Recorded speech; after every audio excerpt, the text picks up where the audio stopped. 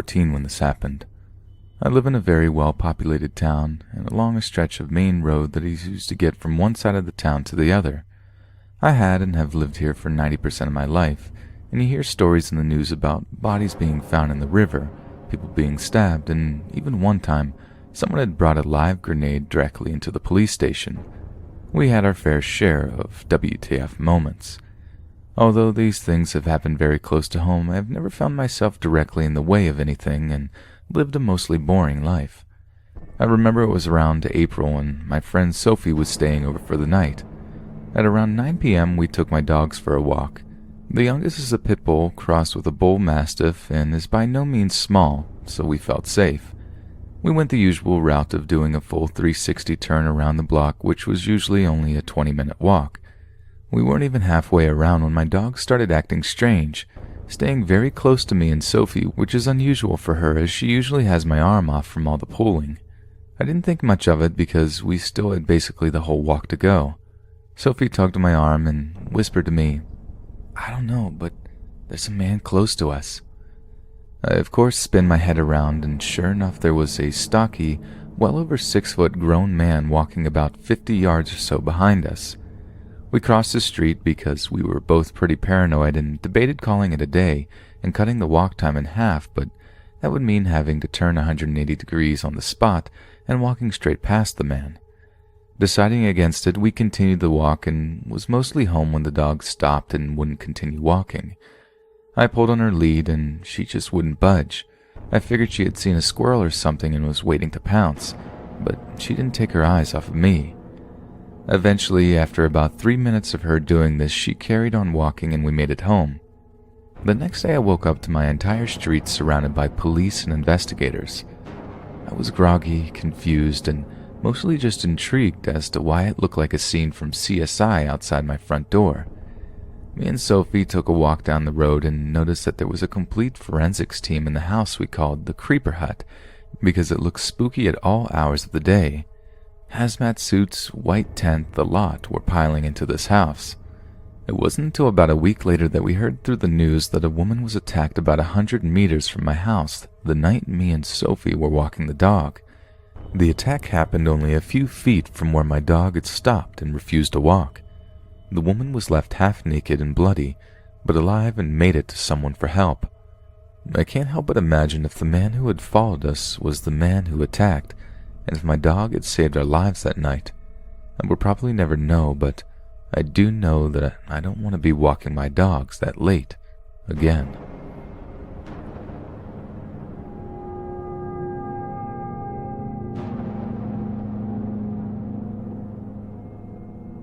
Last night I went to Walmart, and as I walked in, these two guys gave me a strange vibe.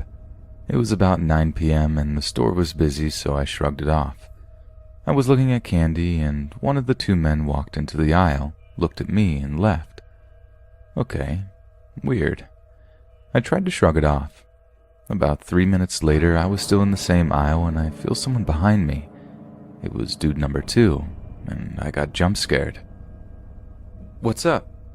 I say, or something along those lines. "I thought you, work here." Well, I don't. Why are you standing so close? Get away from me, weirdo." My bad. Don't be scared." Then he walks off. I had gym clothes on, but my shirt was greenish blue, so I thought maybe it was still an honest mistake. I continue shopping, and I get out of the original aisle I was in, and he's against the wall display of freaking tampons, just kind of standing. We make eye contact, and he starts looking at the products. Okay, whatever. Maybe he's buying for a friend. I was still spooked, so I did a sharp turn into the next aisle and start walking a little faster. For whatever reason, I stopped at the end and he slowly approached from the opposite side. "Dude, you're freaking creepy."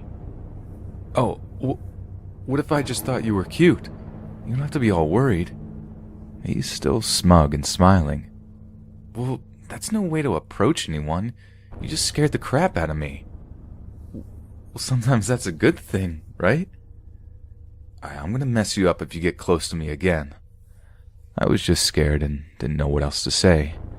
I decided my Walmart trip was done, but I was paranoid, so I walked around random aisles for another 15 minutes. I only saw him once again. When I finally calmed down, I went to self-checkout. I saw him from the corner of my eye, staring at me as I waited in line. He was staring from the distance, the customer service area, and returns to the farthest self-checkout.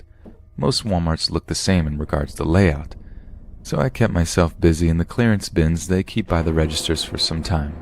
I again calmed down and felt it was safe to proceed. I was at self-checkout and I looked up for a second and I see him at the exit leaning against the wall.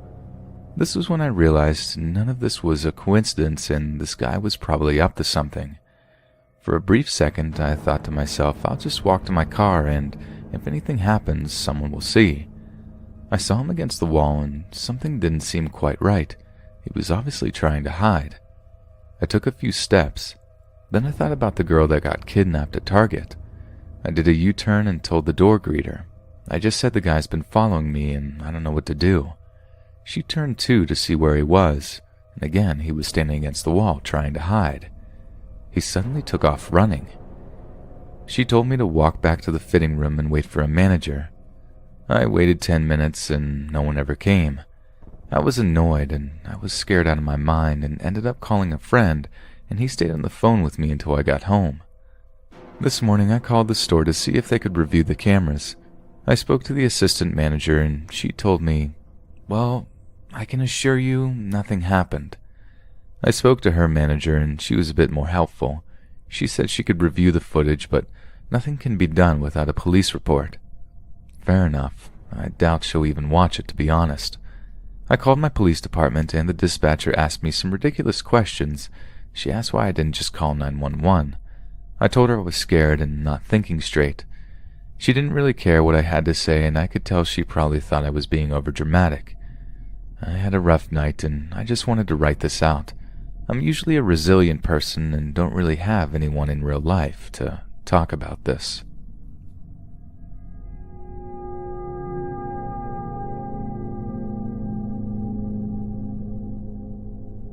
So this is among the scariest things to ever happen to me in my entire life.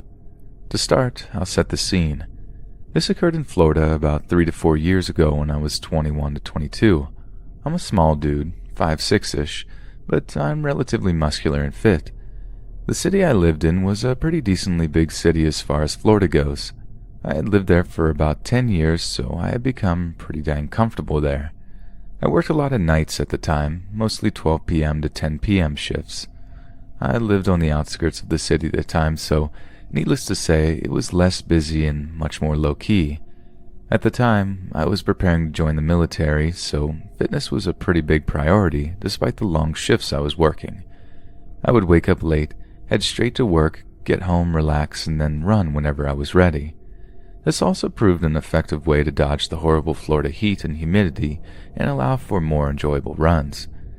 So one particular night, I had just finished closing up my work, food service, and was ready to head home after a long day. I was really into GTA 5 online at the time, so I was dying to get home and play. Due to being off the next day, I played for longer than I usually would before my late night run and was almost tempted by my friends to just skip my run, just one time. I eventually felt the guilt overcome me and decided to get up and go at about 2:30 a.m. to get this run out of the way. So as always, I put on my neon green Nike shirt, a reflective armband that holds my phone, my running shoes, also reflective, and my running shorts. I stretch in the driveway as always, then I grab my water bottle and start the mile or so walk away from my house that I take to get back to the road where I do my run. I arrive, place my water bottle in the bush by a dimly lit church on the corner, and I prepare to start going. Now, during my actual run, I would only use the 2 primary back roads. I would run down one road, which was notable for having nothing but trees and fences on either side, take a right, and then run down the dimly lit road with a few houses tucked away in the woods for about another mile. I would turn around after that, and after about 4 miles of running, I would enjoy my cool-down walk back home. Anyways, my run begins. The weather is cool and windy, and I'm about a half mile down the empty road when I hear a car approach from behind me. It passes me about 40 miles per hour. While seeing a vehicle is somewhat rare in this area at this time of night, the dark, what seemed to be a Dodge Charger, going at about 15 below the speed limit doesn't strike me as unusual, as there is always a risk of hitting a deer in this part of town. I keep moving, and as this car is about 100 yards away from me, it comes to an immediate halt. This immediately sends shivers down my spine, as there is literally nothing on this road worth stopping for. I stop running and just patiently watch the car. I squat down near the bushes on the side of the road to lower my profile as I watched. The passenger side door opened on a tall, dark figure stood next to the open door for a few minutes, peering in my direction, but I was hidden by the darkness. It occurred to me that my presence might be the reason for the stop, as they may be suspicious of someone running down the road this late.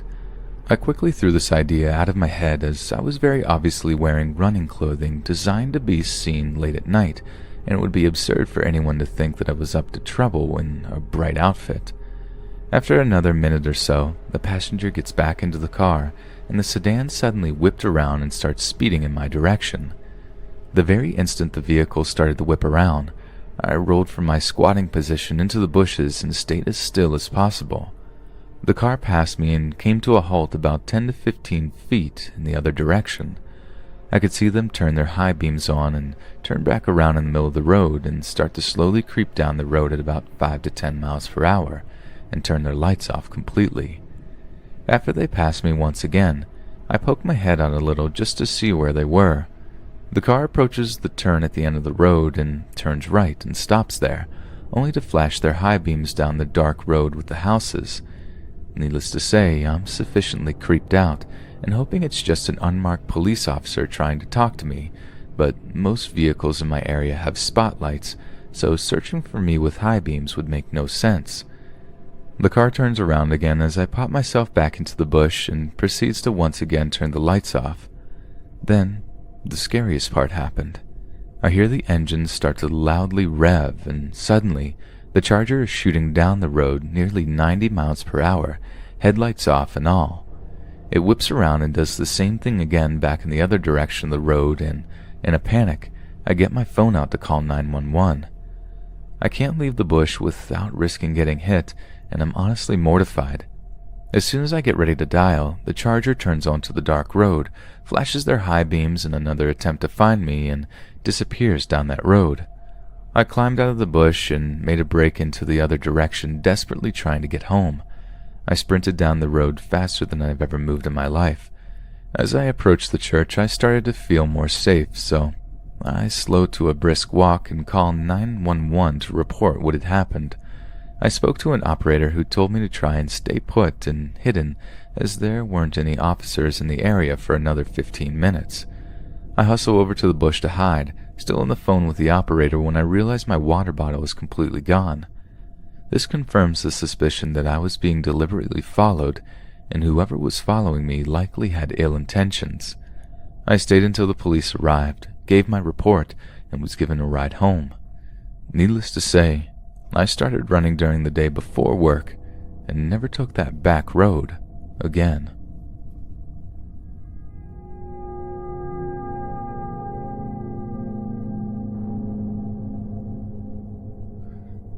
When I was 18, my family fell on hard times. We lost my childhood home, moved into the only apartments we could afford, and had to relocate after 6 months. With no home set in place, we split up and stayed with friends while we house hunted. The family I stayed with lived near a sketchy area, but the house itself was a nice little pocket of the neighborhood. At that time, I was in my first semester of college and didn't have a car. I would walk a little over a mile in the mornings to the light rail station to catch a bus to school and walk back in the evenings. Nearly half of the distance to the houses takes place on a main avenue known for its sketchiness. Trafficking, prostitution, shootings, etc. I'd get a few honks here and there as I walked, which surprised me as I'm a bigger girl, but I never felt unsafe. That is, until I had a close encounter. I remember that it was still light out when I left the light rail station, so I must have not had a class that evening. As I walked to the first street that led into the neighborhood, I heard a honk. I looked straight ahead and continued to walk. As I was turning onto the street, a car pulls up to my left. Initially, I didn't pay much attention to it as the area was fairly busy. However, my eyes dart to the driver as I hear the window rolling down. He appeared to be an older Middle Eastern man sporting a lazy smile. We made eye contact and I immediately look away out of habit, but I could see that he was trying to get my attention. I glance back and he motions for me to come closer. I smile and shake my head. Growing up, my mother drilled politeness into me, which I appreciate in general, but also resent a bit in times like these. I'm a shy person and a people pleaser. I don't like to say no or disappoint anyone. That being said, I wasn't about to go up to this dude's car. Again, he motions for me to come to him. I shake my head again, laughing through my nose, still smiling politely. I then continue the walk home. My guard is up, but I'm not too worried. If I walked straight for half a mile, made a right and then a left, I'd be at the house. I took this route every day and usually zoned out as I walked.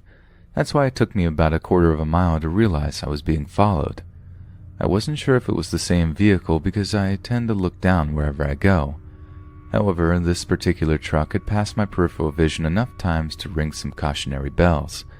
I gathered some courage to confront the driver with a frown set on my face. I turned to the truck, mentally prepared myself to say something, and it was a different person. I blinked, felt silly, and nodded as we made eye contact. This guy appeared to be younger and of Hispanic descent. I gave a hesitant smile and he just stared. His face held no expression. I remember how dark his eyes were. He was far enough away that I couldn't tell if his pupils were dilated or not, but it felt like they bore into me. Now, eyes have always creeped me out in a way. I truly believe that they're the windows into one's soul, and from what I could see, his were just empty. It feels dramatic to say, but I could sense something about him was off. He didn't say anything, only looked at me. I remember my smile faltering and raising an eyebrow on a silent, "Can I help you?" He jerked his head as if to call me over.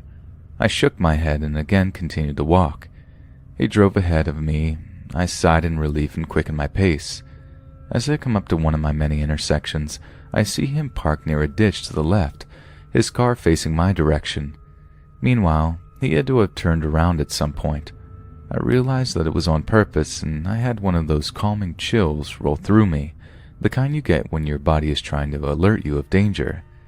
He sees that I've noticed him and he drives past, slowly, staring. At this point, any politeness in me is gone. He jerks his head again, and I firmly respond, "No." His blank expression didn't change, and he continued to drive past, down a road that I knew would lead him behind me. Instead of going straight, I went left, as I knew the alternate roads I could take to get to my destination.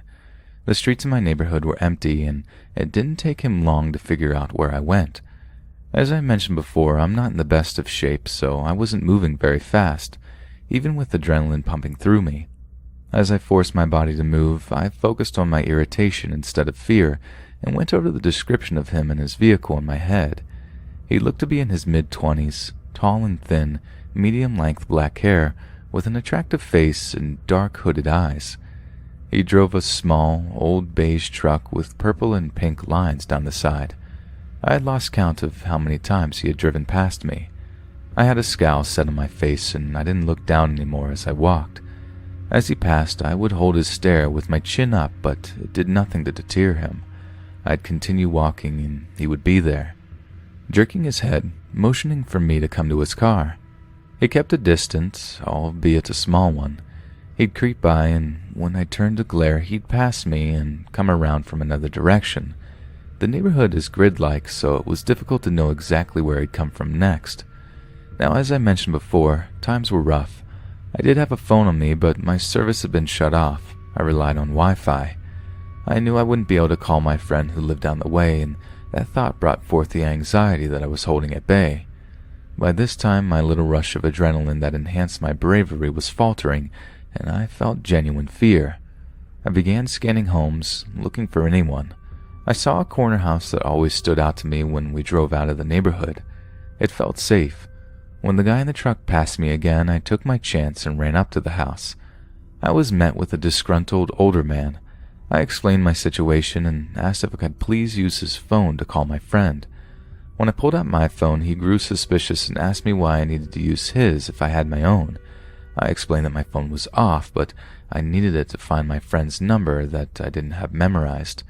I could tell he was still wary, but he brought his phone to me and let me make the call. She didn't pick up.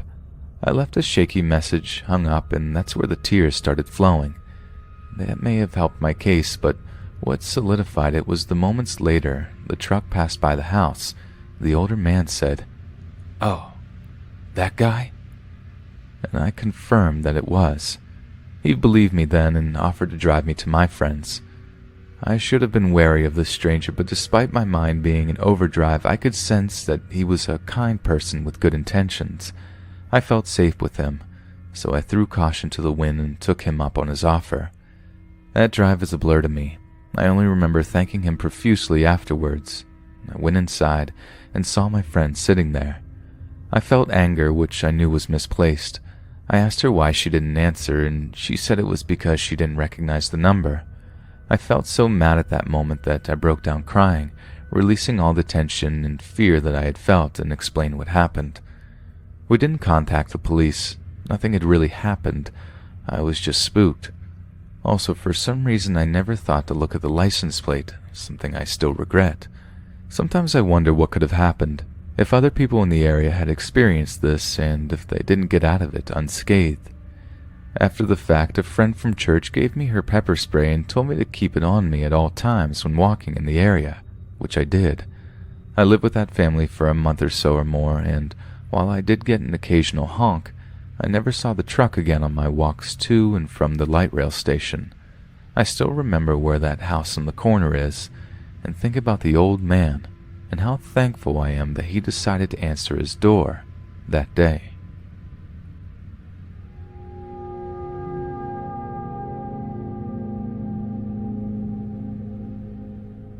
My girlfriend and I moved into a ground floor apartment outside of DC in December, which we thought was a good idea because the neighborhood is rated as very safe. It's full of families with young kids, too.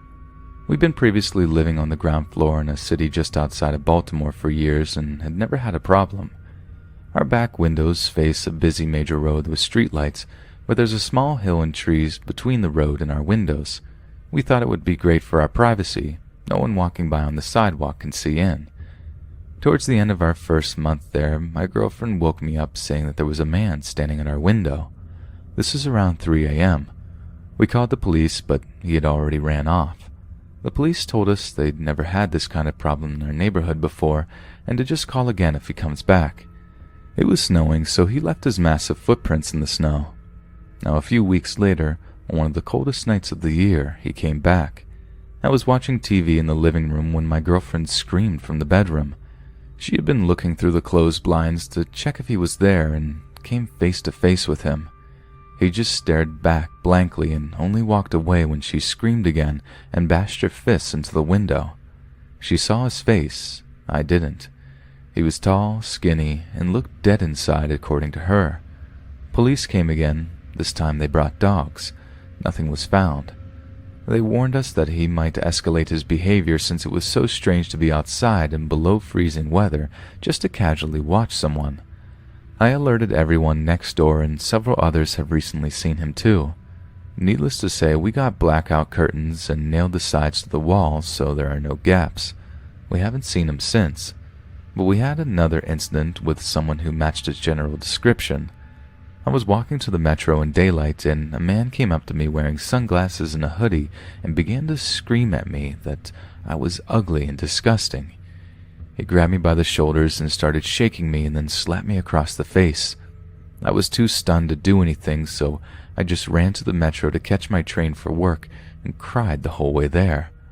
I couldn't give a description besides him being tall, black male, sunglasses, and wearing a hoodie, so I didn't bother calling the police. No other pedestrians nearby did anything at all, mind you. Literally just walked past me as I was being screamed at and hit. It's been so long now, over a month, that I don't think telling the police would help. Every now and then we do hear things at night that sounds like someone shuffling around, but we're too scared to look through the curtains.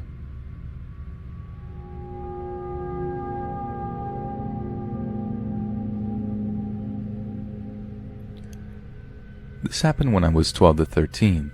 I'm a female. It was the morning of the 1st of January, so because of celebration, the street was empty. Since our family came to town that year, we were out of drinks and I was sent to the market to get some soda. I lived in a small town and we had this one giant market that always worked, so I went in and bought Coke and was heading back when this happened. Right after I came out, I saw a man going to the opposite direction.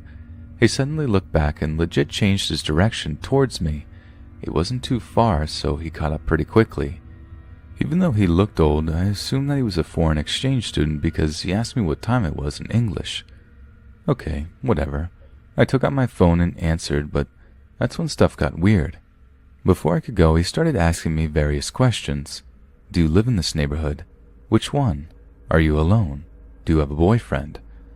I didn't want to be rude or make him feel uncomfortable, so I lied and said that I was staying at a friend's house as a guest and that I was from the UK, so he didn't ask me to show him around.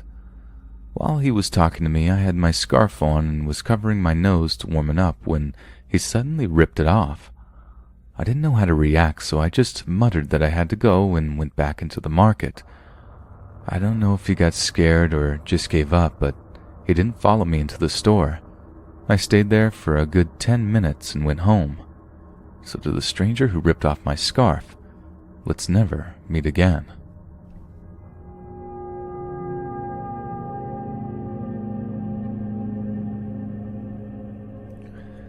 So I was 14 years old and just finished work at the seafront.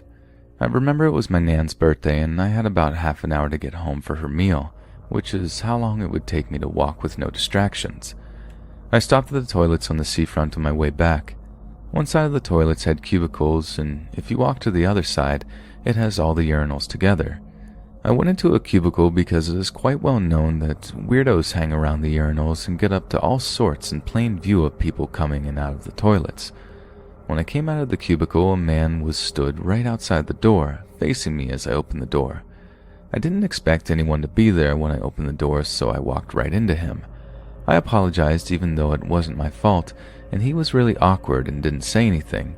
He was just looking at me.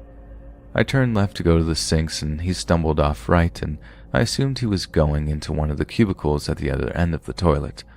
I was washing my hands and noticed out of the corner of my eye that he was standing at the other end of the toilet just watching me. As I finished washing my hands, I walked over to the hand dryers and he was not trying to hide it. He was just stood there, arms down by his side, staring at me straight in the face. Fear came over me as I knew what kind of people hung around those toilets, and I absolutely crapped my pants by this point and left the toilets without finishing drying my hands. I had to walk towards him before I could turn left and exit the toilets, and as I came towards him and turned left out, for a split second I could see him coming towards me to exit the toilets as well. As I came out of the toilets, I went to a slope to take me to the top promenade, and as it was about 10 meters up, I see him exit the toilets to my direction. I was absolutely crapping myself, but it was a busy day, so I thought I would be safe if I hung around for a bit when I got to the top promenade. I was quite tall for my age and really didn't want to cause a scene by bothering people saying I thought I was being followed. I sat on a bench when I got to the top, and he came straight over and sat right next to me on the bench. I don't know what came over me. I always thought I would be so tough in these situations, but I froze. I still was trying to tell myself I was being paranoid, and he couldn't possibly be following me. Why would he be doing this while it was so busy? I remember giving myself a pep talk in my head, trying to convince myself to be brave and look him in the face once more. I could see from the corner of my eye that he was still looking at my face while sat next to me. I didn't have the balls to look at him. I just knew he wouldn't look away and it would be so scary and awkward. I plucked up the courage to put it to the test. If I got up and went and stood over at the railings in front of me facing the sea, surely he won't follow me and I might be able to leg it. So I went and leaned on the railings, and the weirdo followed me over and stood right next to me, leaning over as though we were together. My body felt tense and I felt trapped. He slowly shifted along the railings closer to me. Our elbows were touching. I swear to God, he didn't take his eyes off of me the whole time. When his elbow touched mine, it really startled me, and I started walking, hoping I would lose him in the crowd. I had the seat on my left and the gardens and bushes followed by the road on my right. I turned around and could see him through the crowds of people, still following me. Every time I turned around, he seemed to be closer and didn't stop looking at me dead in the eyes. It was so creepy, like I was his prey, and it was relentless. He would not give up. Looking back, it was kind of like something from the Terminator, like nothing would stop him. He didn't care for people being in his way or walking around them. He just stomped through like he was on a mission. I couldn't really run because there were so many people. I finally came to an opening in the bushes on my right which led straight into the road that I just sprinted out. Luckily there were no cars because it didn't even cross my mind to check. I just wanted to get away. My friend's house was about a 20-second sprint away from this point, so my plan was to run there if he crossed the road after me. When I got to the other side of the street, I turned around and he just stood there watching me, with crowds of people walking past him, still just staring at me dead in the eyes. Feeling braver as I was near my friends, I maintained eye contact as I looked over my shoulder while walking in the direction of my friend's house. He just sprinted off in the opposite direction. I was late for my Nan's meal, in case you wondered, and didn't have the balls to tell my family what happened. I didn't want to deal with the lecture of what I should and shouldn't have done. I don't know why, but since this instance, I can't pee in public toilets. I mean, I am 6'2", a 25-year-old man, and this still sticks in the back of my mind. I feel really stupid, but I just can't pee no matter how hard I need to go. Hey friends, thanks for listening. Be sure to subscribe and click that notification bell to be alerted of all future narrations. If you got a story, be sure to submit them to my subreddit, r/Let's Read Official, and give and receive feedback from the community, and maybe even hear it featured here on the channel. And grab early access to all future narrations for just $1 a month on Patreon, and maybe even pick up some Let's Read merch on Spreadshirt.com. Links in the bio. Thanks so much, friends, and I'll see you again soon.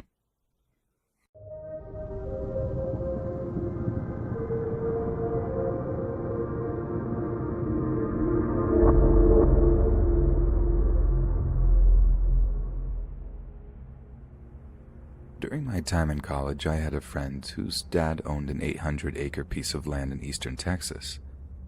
In the past, he leased it out to hunters and paper companies, but was no longer doing it.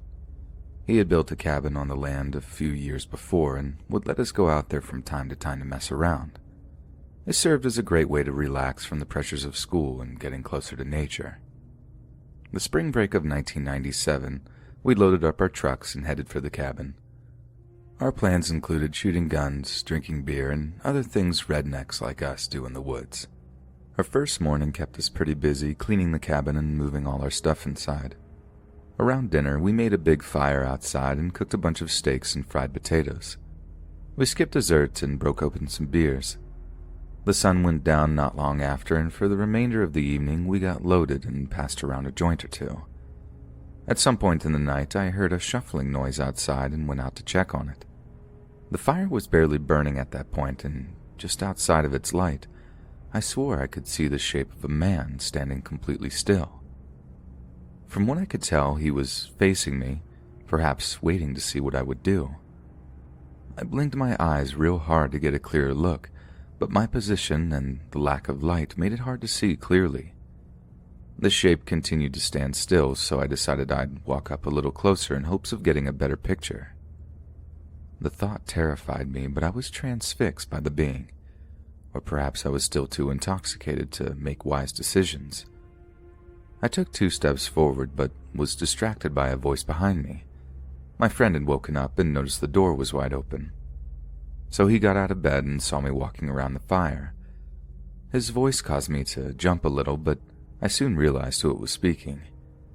I asked him if he saw the figure on the other side of the fire pit. He just laughed at me and said I must be so stoned I was seeing things. We laughed it off and returned to bed. On my way, I turned back to take one more look, but the shape was no longer there. I chuckled to myself and went back to sleep. The next morning, I wrote the whole experience off as the result of too much fun and went on with my day. We spent the first half of it fishing at the big pond. Post-lunch was shooting guns and one guy's compound bow that he had just bought. The beers and smoke were broken out after dinner. A game of poker was attempted but soon canceled in favor of another evening telling lies around the fire. On one of my many trips to relieve myself that night, I was spooked by the sound of a stick breaking close by and noped it back to the fire. The look of fear on my face made the other guys laugh their butts off. I tried to explain what had happened, but was quickly reminded that we weren't the only creatures in the woods. The reasoning seemed sound, so I accepted it. Not long after, we were standing around, involved in some deep discussion, and I turned to speak to the guy on my left. What I saw caused me to clench up so tight I could have snapped a steel rod with my sphincter. Standing within a few steps behind my friend was another man I did not recognize. It was like he appeared out of nowhere. What made it creepier was that he was staring intently at the back of his head, almost like he was trying to bore through it with his eyes. I remained frozen stiff. The longer I looked at him, I realized he was the same being I saw lingering outside the light of the fire the night before. He was average height with a long, unkempt beard. My friend continued rambling about whatever, unaware of his shadow. After several long seconds, the stranger turned to me with a blank expression and walked away. This was when my friend finally noticed my horrified look.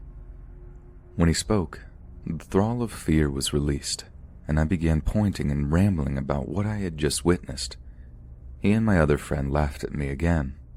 There was no way I was seeing things this time. I described the man, and one of them suggested he was a Bigfoot. Despite my protestations, no one was buying it, and I eventually cut my losses and shut up. However, I wasn't beat. Their mockery had made me even more determined to prove the stranger's existence. The next 2 days were quiet. No stranger, in other words, but I kept my eyes peeled for anything out of the ordinary. By our 5th morning, I was beginning to question my sanity. I'd seen this mysterious being stalking around us twice, and now it had suddenly disappeared. I resolved to put my quest on the back burner until some new evidence arose. My friend's dad had mentioned him, an owner of one of the surrounding properties, had spotted a small group of wild hogs running through his land, so we grabbed our rifles and went on the search for them. A mile or so down one of the property's many roads, we came across some hog wallows and knew we were on the scent. We went up the road, now on foot tracking them. Another mile on, we stumbled upon 3 large hogs rooting up the ground and prepared to make bacon. 2 of us chambered around as quiet as possible on our rifles and took aim. I was less than a second from saying 3 and pulling the trigger when the loud crack of another rifle filled the air, followed closely by a burst of wood and bark above my friend's head. It took a moment for it to register that we were being shot at. A few seconds later, another crack and strike, this time even closer to my friend. We weren't going to wait for a third. The friend who appeared to be the target led us down a side trail that led back to the cabin. No more shots followed as we fled. However, instead of finding safety at the camp, the shots began again. Seeing no other option, we hopped into my truck and hauled it out of there. This was a time just before the commonality of cell phones, so we had to drive the 20 miles to town to get help. After we explained the situation, we returned to the property a few hours later with some deputies. We approached slowly and remained in the cars when we parked. We waited to see if the shots would start again, but nothing happened. A cursory look around counted 3 holes in the cabin and another 2 in my buddy's windshield. Perhaps the worst was that all of our camping stuff, sleeping bags and such, were spread out all over the ground. Luckily, we'd smoked everything the night before, so the police were none the wiser. Nothing was missing but a box of .30-30 ammo and, strangely, my sleeping bag and wool blanket. A theory began to form in the deputy's mind that we had stumbled upon a squatter or poacher camping out on the property for whatever reason. They acted as if they were going to let it go, but once my friend's dad, who owned the land, heard about it, he put pressure on them to start a search. This was about the time I repeated my story of seeing someone lurking around the cabin. No one was laughing now. and my story was finally being taken seriously by somebody. The search was led around the property by my friend's dad. School had already begun again by the time it took place. It continued for a full week, but nothing other than a few old camps were found. It was assumed that he knew the heat would be on him after the shooting incident, and he moved on. During the course of the investigation, several avenues were followed to ID the stranger like escaped cons, but he remains unidentified to this day. Because of the chance of another attack, our trips to the property ended. The next year we tried to camp out somewhere else, but it wasn't the same and our nature getaways died out. Within 5 years, my friend's dad had a heart attack and lost interest in the cabin. The paper company's lease were renewed and the land's trees have been used to make paper and pulpwood products ever since. Each time I jot down a quick note, I'm reminded of our awesome trips and especially the odd and terrifying week that caused them to stop. I do, once or twice a year, talk to my old college friends on the phone. As far as he's heard, that crazy stranger still hasn't been caught. We sometimes theorize as to his origins and where he may have ended up. I, however, often take this much further when I'm alone.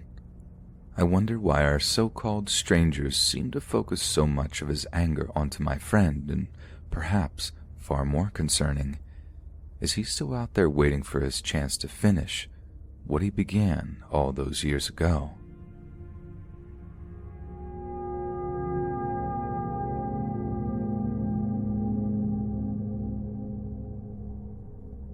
This is a recounting of a terrifying incident that 3 of my friends experienced during the summer after our junior year in high school. I very nearly became part of a tale myself, but a scheduled shift at the movie theater saved me. They showed up at my house earlier that day asking if I wanted to go with them into the woods to explore an area we had yet to search, but I had to work later that evening, so I had to decline. It's been over 25 years since this occurred. Therefore, not all that happened can be remembered, but I'll do my best. Looking back now at the way life was then, I can positively say things have changed greatly for kids. My neighborhood was its own self-contained city on the edge of the city limits. At the end of the 60s, some idealistic developer got the crazy idea to buy up hundreds of rolling acres of prairie and forest land out in the middle of nowhere. He created a little suburban sprawl for the coming rise of manufacturing, and the people needed to fill those jobs. The factories did come, Johnson & Johnson, Folgers Coffee, places such as that, but within 30 years they would begin to leave just as quickly. The children of these factory workers found themselves separated from their peers in the rest of the city, and with nothing better to do, took to the woods surrounding them, to explore and discover nature, much as their distant ancestors who settled this land hundreds of years before. I was one of those children, and so were my 3 friends who would make the discovery on one of these journeys into the woods. Without me along, they took to the fields opposite the new highway. These stretched for miles back then, and during the summer were laying fallow. Our part of Texas rides the line between prairie land and riparian forest. You may find yourself walking for miles on open land only to discover acres upon acres of woods between the next field. After walking for miles across nothing, they came upon a forested area most of us had yet to explore. A path led to an abandoned barn. When they turned the corner to look inside, they came face to face with the corpse of a hanged man. From what I was told later, not a one of them believed it to be real. However, as they got closer, there was no longer any doubt. The body was that of a trucker who had parked his 18-wheeler at the nearby truck stop around Christmas. He walked the 3 miles or so into the woods and ended his life. To this day, no one knows if he knew that barn was there or he just happened upon it. But we do know, on that hot, humid summer day, his bloated body posed a horrific sight to them. Realizing someone was likely missing him, my friends returned to the very same truck stop he had walked away from the year before and called the cops. Of course, I didn't hear all about this until the next day. Even though it did sound like an amazing adventure, I'm thankful I had to sit it out. All three of them went on to differing levels of legal and emotional troubles, including battles with addiction. The only one left living, Stephen, had spent several stints in and out of institutions, and the last time we spoke, little of my childhood friend remained. I can't claim that the discovery of the trucker's body was the only reason for their eventual decline, but it most certainly contributed to it.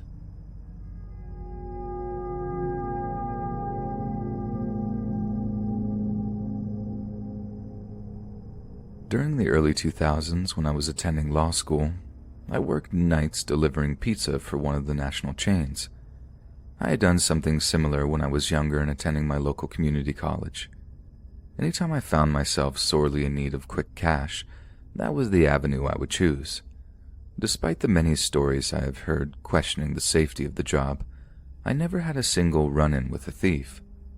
I'm sure back in the early days, it could be a little dangerous, but by the time I joined the game, companies had learned that implementing practices such as limiting the driver to $20 lowered the chance of holdups drastically.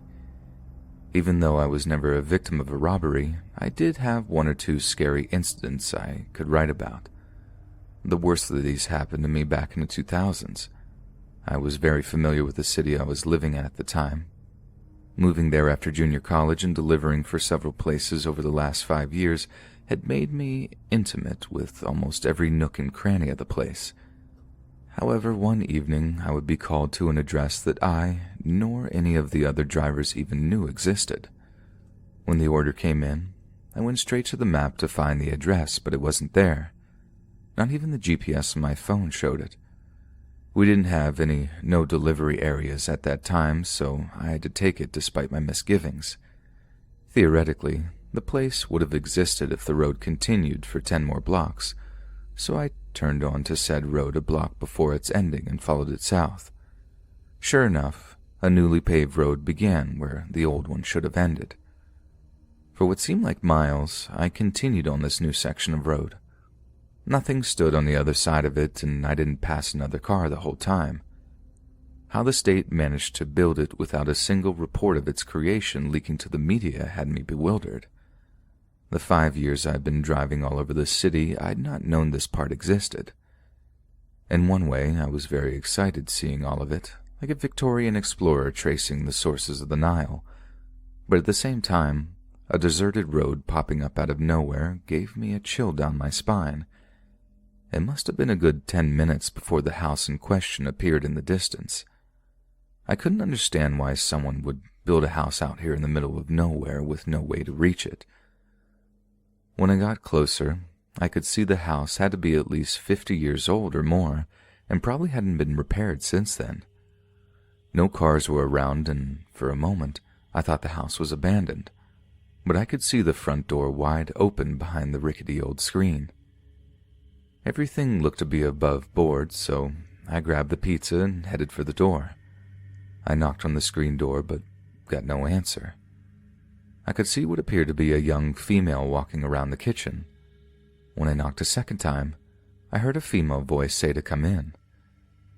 Despite my reservations, I stepped just inside the house and waited in the small foyer. I had learned from other drivers early on not to enter an unfamiliar house, but I had yet to see anything to concern me. I assumed the woman would be coming out soon to pay me. Instead, I overheard an unseen man whisper, "Call him into the kitchen." When I heard that, I fled from that place as fast as I could. I was so freaked out I got back to the restaurant in half the time it took me to get to the house. After I told my boss what had just occurred, he called the police. All the excitement had me rattled, so my boss sent me home for the day. My phone rang a few hours later. It was the police. They'd called to let me know what they had found. Whoever had been there was gone now. Even though the place had more than likely been abandoned for a while, they did find evidence that people had just recently been inside. This was stuff my boss had already told them. However, they did shed light on where the road came from and why the house was the only building on an otherwise deserted area. The state had been trying to purchase the land on which the new section of road and house were for 20 years, but the landowner wouldn't sell. They even tried to use eminent domain to get it, but a judge blocked it. Around 2 years before, the owner passed, and his children finally sold the land to the state. They were so happy to get the land after all that time, the construction on the road was started immediately. It technically had yet to be formally opened, but locals had already began using it anyway. This was good to know, but I still wondered how the two people knew about the empty house sitting out in the middle of nowhere. This was something the officer didn't know. We could only assume they drove past it and decided it would be as good a place as any to ambush a delivery driver. Even $20 is a good score if you're desperate enough. He said from personal experience, people have killed for much less. The officer left me with one good piece of news, though. The county had slated the old house to be demolished in the coming week, so no other poor delivery driver would be let out there to be robbed or worse. 2 days later, I was driving down the brand new road, which I was now using as a shortcut across town, and witnessed the house's destruction. A load was even being lifted from my shoulders right before my eyes. Never again would I enter a customer's home or even deliver to an area in which I was not well versed. Perhaps in the future I'll share my other story. While not as harrowing, it was still scary nonetheless.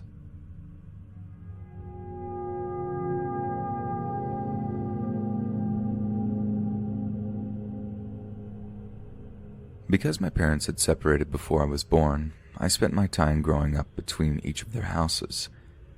Each summer until I turned 19, I stayed with my dad in rural Missouri. He had grown up in the area himself, and most of his family still lived there. Without much to do, like going to the movies and stuff, I would fill my days hanging out with my older cousin and getting into mischief. Many of our long summer days were taken in wandering the surrounding woods. On one of these journeys, we came across a big lake setting quietly by itself out in the middle of nowhere. The water was crystal clear and filled with tons of monstrous fish. We asked the adults if they were aware of its existence, but none had heard of it. That was probably the reason for it having so many large fish. No one living in the area had fished it, and any who had in the past allowed its location to be lost. We would fish the pond 3 or 4 times, coming away with a stringer full of lunkers on each occasion. On the 5th occasion, we hoped to accumulate enough for a big family fish fry. The summer holiday was starting to wind down, and we figured a fish fry would be a great way to cap it off. It was a warm Saturday morning when we headed out. We started about an hour before sunup because the walk-in took over an hour. Besides, the fish stopped biting by the hottest part of the day, and we hoped to get back to my dad's house by early afternoon. The beautiful sight of the pond came into view around dawn. It didn't take long for us to get our first bites, and for the next 3 hours the fish came quickly, one after another. Our limit was caught by 10:45, and I was rearing to get going. We had a 90-minute walk back with 2 5-gallon buckets packed to the top with fish, so I imagined another 30 could be added to that. To my displeasure, my cousin thought it would be refreshing to take a dip in the lake before we left. He tried to pressure me into joining him, but I didn't know how to swim at the time. I just wanted to get back, but he was older than me, so he was in charge. I plopped my tail onto a rock and waited while he did his thing. There was an old rope tied to a tree, probably from 100 years ago, and he wanted to swing from it. It looked unsafe to me. However, my concerns were laughed off, and he stripped down to his boxers, setting his clothes on the ground next to me. He climbed the tree a little way and grabbed the rope. Pushing off, he swung out just a short distance before the rope snapped right above him. He'd made it out far enough to hit the deep water, but probably not as far as he intended. When he hit the water, his body made a dull thud sound. It certainly didn't sound normal and likely hurt. I was planning on laughing at him and saying I told you so, but as the seconds passed, he never resurfaced. The situation was quickly becoming scary. I looked around to see if he came up somewhere farther away, perhaps floating unconscious because of the hard contact with the water, but still nothing. I began to panic and waded out as far as I dare, looking into the water for him. Unfortunately, the water became cloudy with every step I took and made it impossible to see. Soon it was clear to me that he had drowned. How, I had no idea. Perhaps if I could have swum back then, I may have been able to help him, but it was too late now. I was helpless to do anything more than pack up and head home. On the entire walk back, a small nugget of hope lingered in the back of my mind that he had tricked me and would pop up at some point. This didn't happen, however, and the dread I carried of telling my family grew with each step. I tried several times to find the words, but with each attempt, I would break down and choke on my tears. Ultimately, I could only manage, "Mark drowned." They got the point after that, and once I was able to pull myself together, I led my dad and uncle back out to the pond. Mark's body was still nowhere to be found. With no other options, we went into the sheriff's office to report the drowning. When I realized where we were headed, I started freaking out. In my young mind, I thought I was going to get in trouble or be blamed for my cousin's death. It took a few minutes, but they were able to convince me I wasn't in trouble. Even after they had, I couldn't help but feel guilty every time I looked at my uncle. Regardless of what he claimed, I couldn't believe he didn't blame me, even if it was just a small amount. I explained what had happened to the sheriff, and the search began the next morning. Just by chance, that was the day I was going back to my mom's. That Monday night, my mom sat me down to tell me that a team of divers had found Mark's body earlier that day. When they discovered him, one of his feet were hung up on a sunken log, so they assumed that was why he never resurfaced. I wish I could say this made me feel better, but it did not. It did, however, serve as a catalyst to learn how to swim. The guilt of not being able to help my cousin stayed with me for most of my life, and I never wanted to be in the position of not being able to help another person ever again. So in a twisted kind of way, his death had a positive impact on my life. However, if I had the choice, I'd still prefer that he be with us.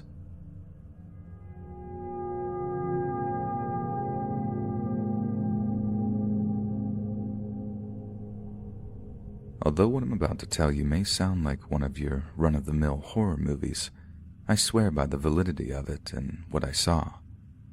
It all started on a very hot July day this past year. My car is almost 20 years old and sometimes overheats on hot days, just like this one. However, until I get a better paying job, it's the car I'm stuck with. This day, I was driving through the back roads looking for a family of dog breeders a friend had told me about. I'd been searching for the place for several hours and was approaching the warmest part of the day. As per usual, my car began overheating and I was forced to pull over. I picked up my phone to call my girlfriend, only to see that my battery was dead. After I spent a couple of minutes cussing my luck, I acknowledged that I was going to have to find someone with a working phone. That wasn't going to happen unless I started walking. Soon, I spotted an old farmhouse off in the distance and headed toward it. A trip that would have taken half an hour on a normal day took almost an hour because of the oppressive heat. I had to take several breaks during the course of the journey, but eventually made it. The area around the house looked more like a junkyard. Parts of old cars spread about, and I had to weave through a maze of them to reach the front door. I knocked on the door for several minutes, but got no answer. Thinking maybe that the homeowner may be hard of hearing, I walked around and looked into the windows hoping to see someone inside. At the side of the house, I spotted the telephone hanging on the wall just inside the kitchen. Now that I knew that there was a phone, I became excited and started calling out for someone. Even after walking all the way around, no reply came. I was about to give up until I saw a woman lying on a bed. I very nearly banged on the window to try and get her attention, but I figured that may scare her, so I went to the front door and let myself in. Now in hindsight, that was just as scary. But before I entered, however, I took a piece of paper from a notebook I carry with me and wrote out a note explaining what I was doing there. Even then, I called out several times as I approached the bedroom. Still no answer came, and I continued toward the room. The closer I got to the woman, the more her appearance began to unnerve me. She was laying flat on her back and staring blankly at the ceiling. I had initially believed she was watching the television that was turned on in the room with her, but her eyes sat completely still. Regardless, I got closer and, once I was within a few steps, handed her the note. When the note touched her hand, she didn't react. This caused me to get closer, and this was when I realized something was very wrong. Her face had a very dry, almost mummified look to it. Her hair was a vibrant black, a color not often seen on older females. She had to have known I was there by that point, but her eyes stayed fixed. This is what caused me to lean in even closer and look into her eyes. Rather than being slightly bloodshot or moist-looking like most people's, they had a shiny, glassy appearance, like they were fake. In spite of this, not until I actually touched her did I know for sure that she was dead. I realized that perhaps she was a mannequin rather than a human, so I reached down to touch her bare hand. The texture of her skin was dry, but stone cold to the touch. The oddity of this was just beginning to really sink in when a loud creaking noise came from behind me. Without a second thought, I tore out of there and ran back down the road in the direction of my car. Within a half of a mile, I ran into an older man in a truck, and thankfully he agreed to give me a ride back into town. I said nothing about my experience to him, and any time he attempted to make small talk, I said as little as I could, on the off chance that he may have been involved in what happened to that woman. He let me borrow his phone to call my girlfriend, and she agreed to meet us at a gas station on the edge of town. When he let me out there, I thanked him, and he went on his way. Once I was safely inside my girlfriend's car, I borrowed her phone to call the police. I hadn't even told her about it yet, so the look of shock on her face as I described what I saw showed me what my expression likely was at the time I discovered it. The cops said they'd send out a car to the house to check out my claims. I called a wrecker next to pick up my car. The police never called me back, so after waiting 3 days, I called to inquire about what they found. It took a few minutes to find a person aware of my call, but once I did, the officer said that he and his partner searched the entire property and found nothing out of the ordinary, especially not a mummified woman. I thanked them and hung up. What happened after I fled, I can only guess. The noise behind me was probably the owner of the home, and he hid the woman's body knowing that the cops were likely to be called. To tell you the truth, I'm not sure what I saw in that house, on that bed. I am positive that I saw a human lying on that bed, but that's all. More than once, I've been tempted to grab a camera and return to the house to get proof of my claims, but fear of the unknown and what else could be waiting for me if I did has stopped me. If the nightmares of her soulless eyes continue, however, I may have no other choice.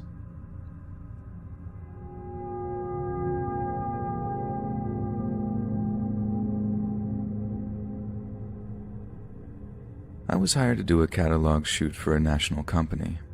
The shoot was scheduled for August of 2014 in rural Montana.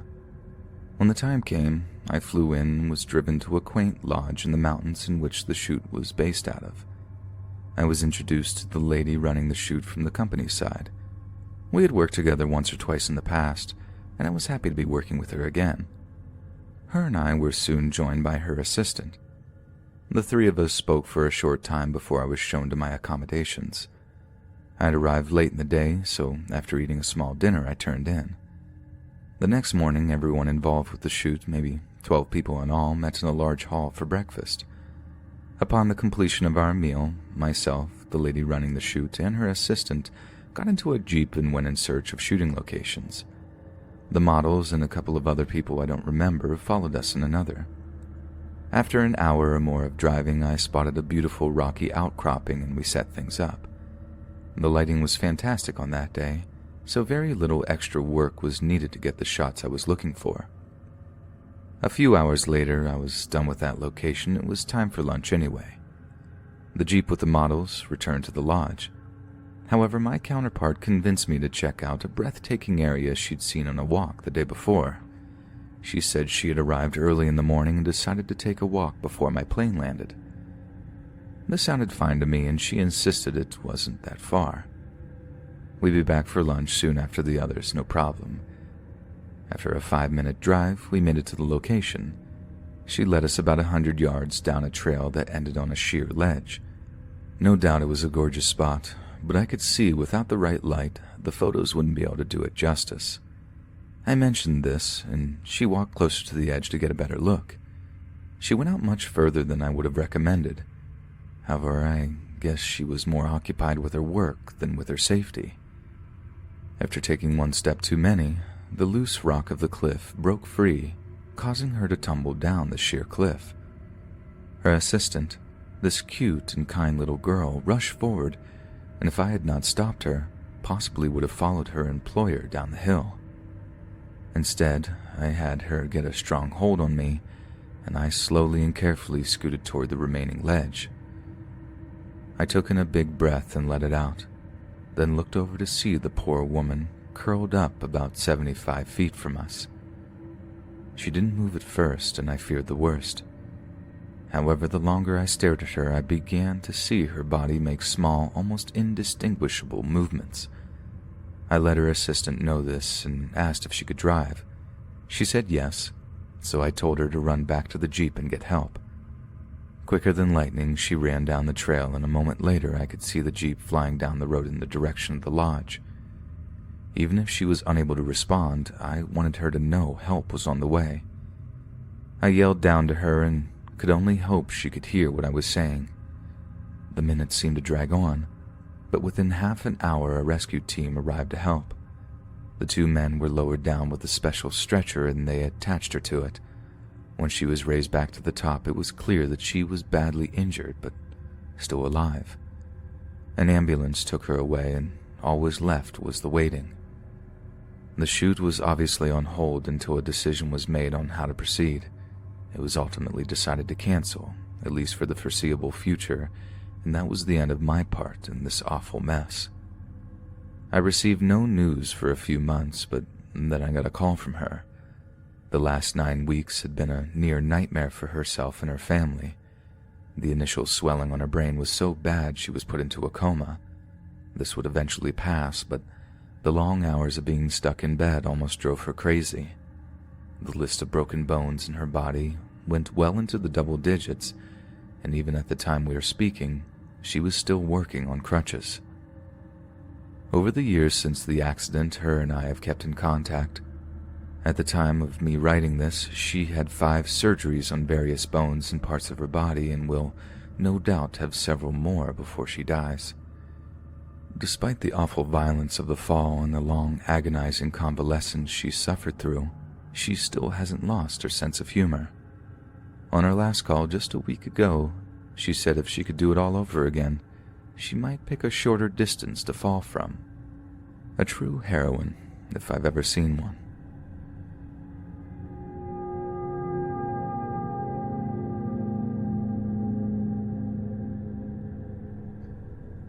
This had to have happened sometime in the early 2000s. My husband was still spending most of the time on the road working for one of the major insurance companies. As a result of this, myself and our young daughter spent the majority of our days alone. A few years prior, we had purchased a new home on a somewhat isolated piece of land, and the journey between town and home could often be harrowing, especially at times of heavy rain. Most of the last 5 miles of the road that led to the house was nothing more than loose gravel and wasn't very wide for that matter. My daughter and I found ourselves stuck on this section of road on a really bad night. I did all that I could to keep our old Subaru on the road, but the rain made visibility almost impossible. It wasn't long until I misjudged one curve and ended up in the ditch. Fortunately, my husband had the foresight to sign us up to one of those roadside assistant programs. I contacted them and was told that the weather was keeping them busy, but they would get to us as soon as possible. Not knowing how long we'd be stuck there, I made my daughter as comfortable as I could and waited. The rain stopped soon after, and I was now able to see how far away from home we were. I estimated it was about 2.5 miles to the house and considered walking until remembering no one was at home to retrieve the car later. Help was on its way, so I could wait. Within 10 minutes of the accident, I could see the headlights of a truck coming towards us and began to get excited. However, it didn't turn out to be a tow truck. Instead, it was an older man driving a rusty pickup. When he saw the car, he slowed down and looked into it as he passed. I thought he was about to offer to pull us out, but he continued down the road. I didn't think anything of it at the time, but 5 minutes later, the rusty truck approached us coming from the other direction at a very slow speed. He stared at me once again as he passed, even making eye contact with me briefly, but didn't stop. Things were beginning to look odd, but I thought maybe he was lost and turning around to return to the highway. He wasn't obligated to help. Perhaps he thought I was parked instead of stuck. He probably wasn't from around there and was just trying to get home like I was. Things didn't start to get scary until I noticed the same truck coming toward us for a third time. It had gotten completely dark by this point, and most women I know feel much less safe once the sun goes down. This situation made things even more sketchy. He did his usual by now slow drive-by. What was different this time was that he stopped the truck after he passed and did a quick 3-point turn in the road. He was now facing us again, stopped about 10 yards away. Rather than get out and come over to offer aid, he sat in the cab and watched for a few minutes. Only now did he open the door and begin to get out of the truck. Almost as soon as his foot hit the pavement, a pair of headlights appeared from the other direction. The man stayed where he was, just watching and waiting for a minute before I was close enough to see it was a tow truck. Once he saw this, he jumped back in his cab and made a quick U-turn and sped away from us. My heart was stuck in my throat as I watched this play out, and not until I could read the name of the company on the side of the tow truck could I begin to relax.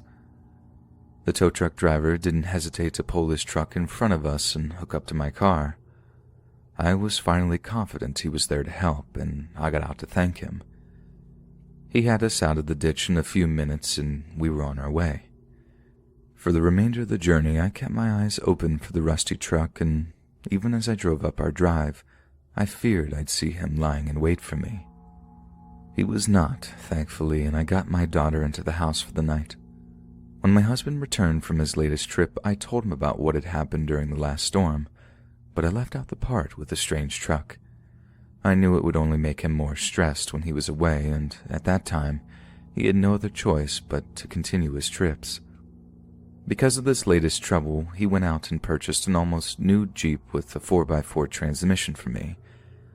I was over the moon to get it, and I never got stuck again, even on the muddy parts of our property. It didn't take long for the stranger in the rusty truck to pass from my mind. However, for the next 2 weeks I caught myself looking for it any time I was on that stretch of road. I had almost completely forgotten about that incident until just recently, when I saw a truck similar to it at the store. It, of course, was not the same one, but it caused it all to come flooding back and motivated me to write this. Fortunately, in the preceding years since then, the county has paved and widened the roads, and my wonderful husband gets to come home to us every night.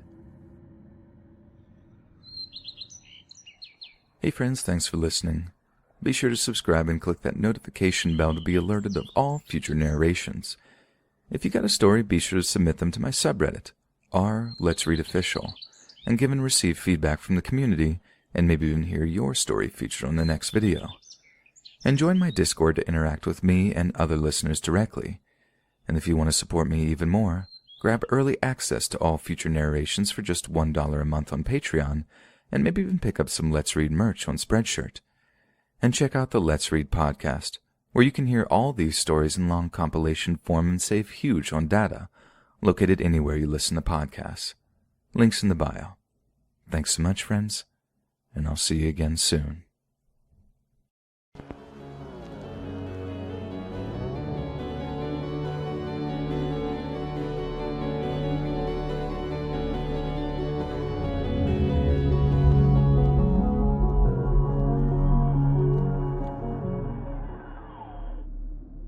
When I was pregnant with my first child, I worked the overnight shift at a gas station near my house to pick up some extra hours.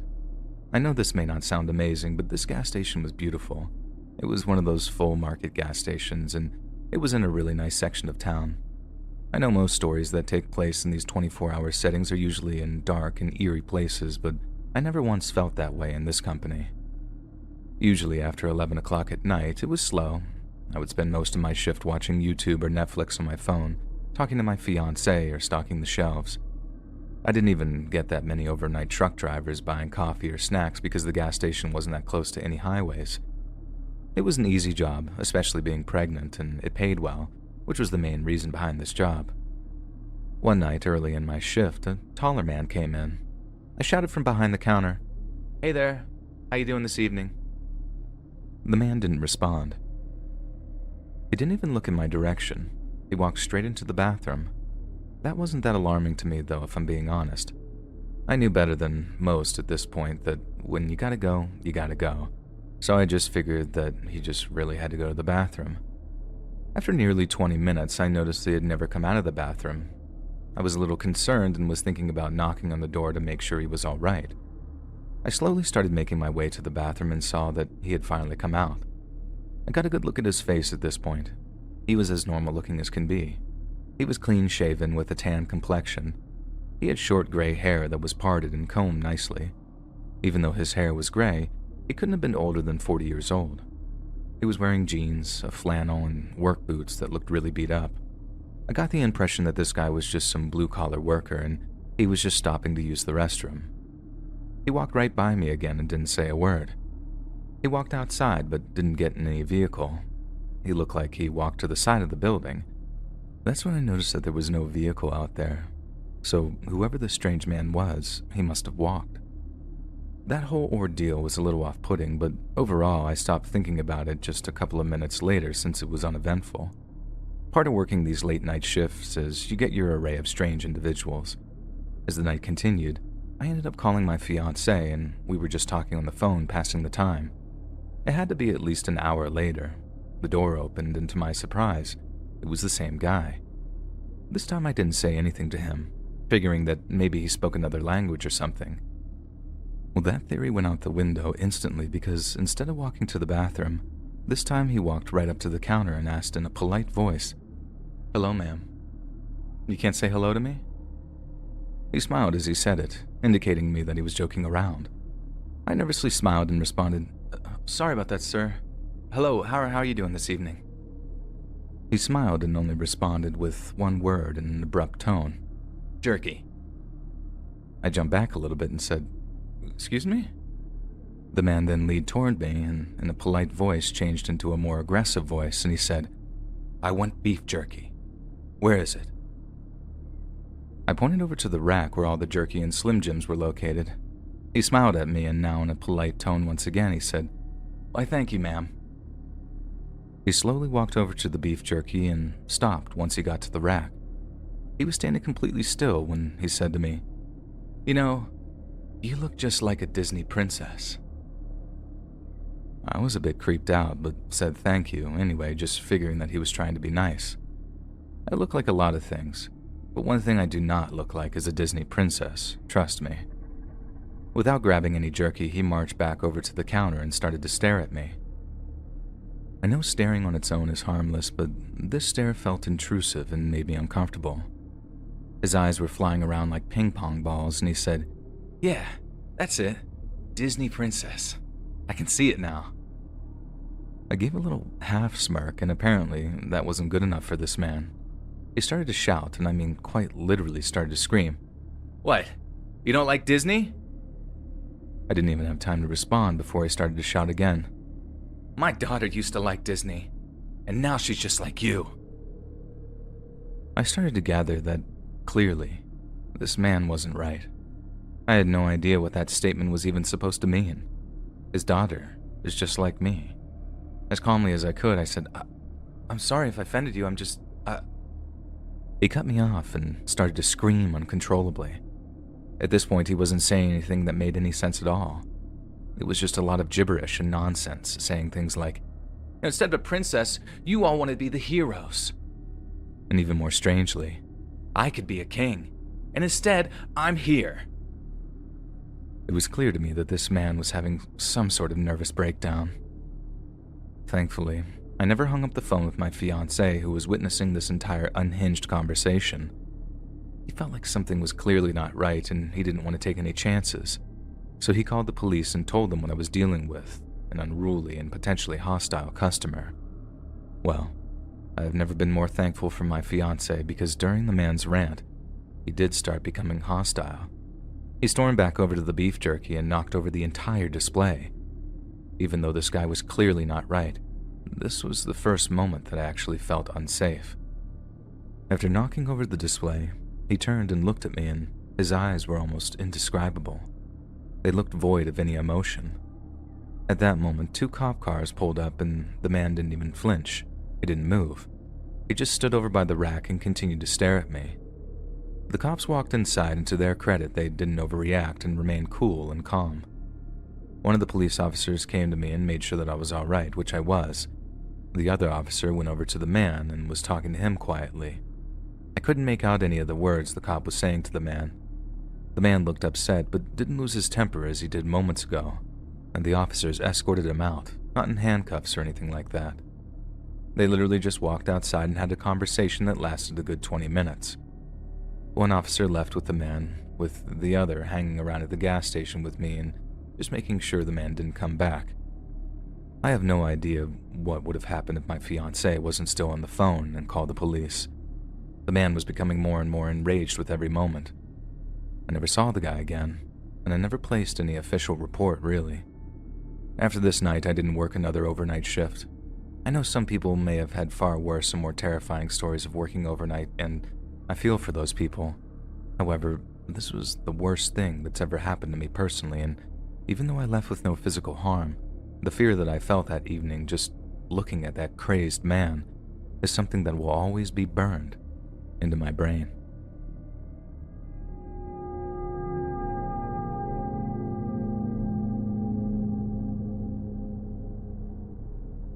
Anybody who has ever worked at a fast food restaurant overnight knows just how unique some patrons can be. To add another variable to this already great combination, I worked at a 24-hour McDonald's that was directly off an exit, so it was a frequent stop for truckers, cops, drunks, and anybody looking to get hot food in the middle of the night. As you would expect, I met countless characters that I could describe. I could write a book about every strange and unique human I met while working at that job. I've even had some wild experiences with people who decided to have an all-out brawl right in the middle of the restaurant, but none of these experiences were scary, just crazy to witness, I guess. Only once in the 2 years that I worked at the restaurant did I experience something that really indeed horrified me. That night started like most nights that I did the overnight shift. I got there at 10, and it was extremely slow. It was always really slow at that time, and then you would get a rush from about 11:30 p.m. to 1:30 a.m., and then depending on the day, it would be sporadic throughout the night. On this night, I was hoping for a slow night. It was just one of those days when I was not feeling it at all. My car wouldn't start in the morning, and my husband tried to figure it out, but unfortunately, cars aren't his strong suit, so I was without a car. On top of that, I felt so under the weather. It happens to me every fall season. I felt like a house fell on me, and I just wanted to get under a blanket and pass out, but unfortunately, I got bills to pay, so unless I was extremely sick, calling in was not an option. Thankfully, I was able to take my husband's Silverado truck to work. A little after 2 a.m., my coworker and I were just hanging out. I ended up getting my wish with it being slow. That night was one of the slowest nights I could remember working. Eventually, my coworker went into the office to do some paperwork. I think that was an excuse to go take a nap or something, but I didn't have the energy to call him out. When I was alone at the counter, listening to YouTube on my phone, I heard the bell from the door. It was a peculiar-looking man. He wasn't an old man, but he wasn't young either, maybe mid-40s if I had to guess. He looked homeless, but not grungy and dirty, more like he was just not put together right. He was shorter than me, but I'm tall for a woman.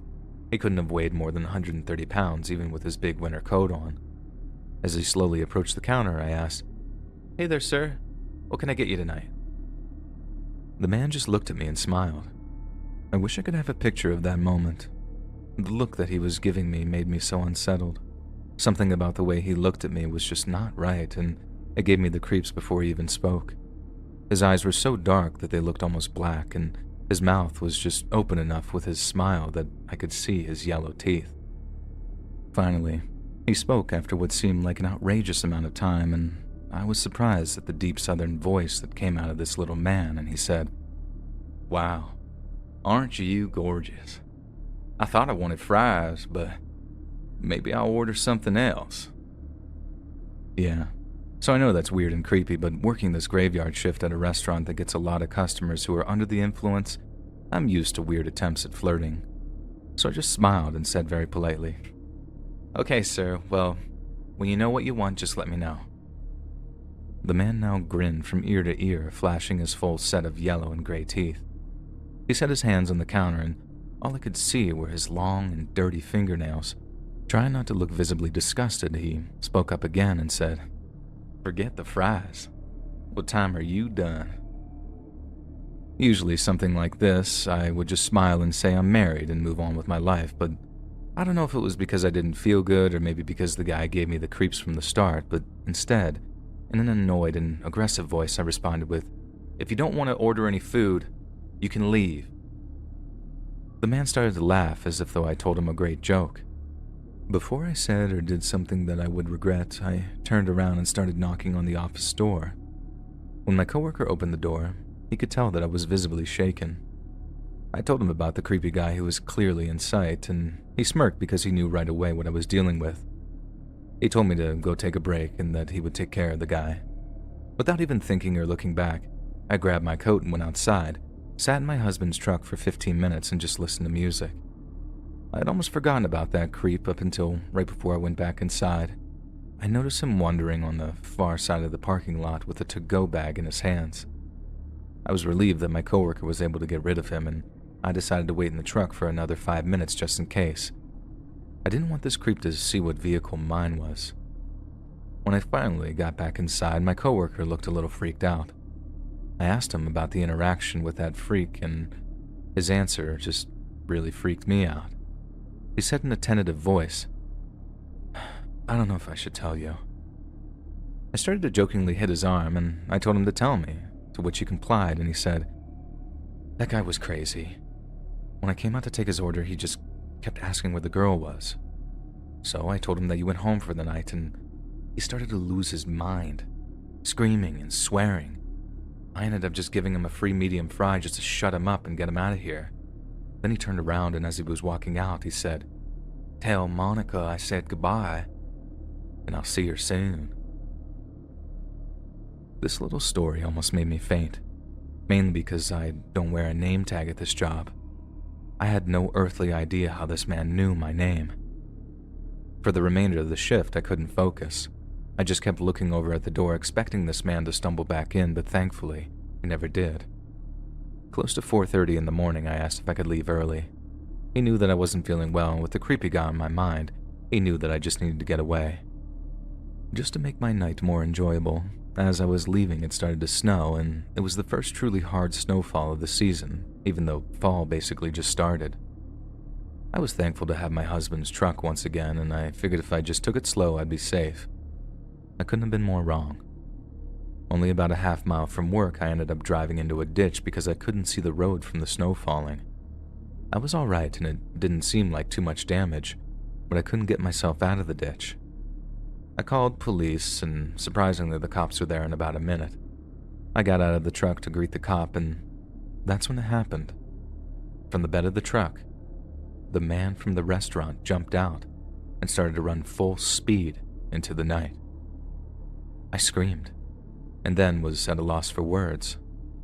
The cop didn't know what to do and started to yell at me to tell him what was going on.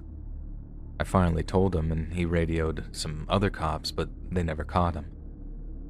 We eventually went back to the restaurant, and I gave the police my entire story. They looked at the cameras, but it wasn't enough to ever actually catch the guy. The worst part was watching the video of the guy getting into the bed of the truck. It was no more than 10 minutes after my break. He came storming back into the parking lot with the food bag still in his hands. He looked around for a few minutes, tried the door, and when it was locked, He just jumped into the back. I'm so lucky I drove into a ditch that night, because if I hadn't, who knows what would have happened to me. The bag was left in the back of the truck with the fries still in it. This guy never even wanted the food. He knew my name from the start, and he knew when I worked, and he knew the vehicle that I would have. This happened several years ago, and I'm still not quite ready to work overnights again. Always lock your doors, and please be careful. Some people really are monsters.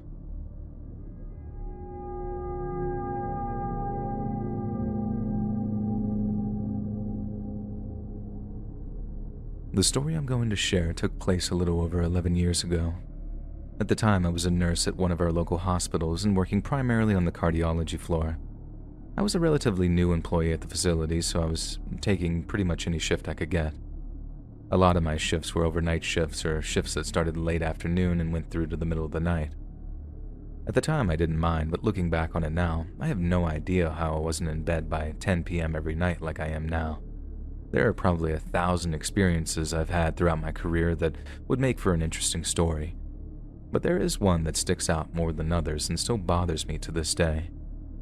On the cardiac floors, we allowed different visitation rules than some of our other floors. Due to the sometimes unexpected and catastrophic nature of the illnesses, it wouldn't be uncommon to have visitors get approved to stay a majority of the day or night.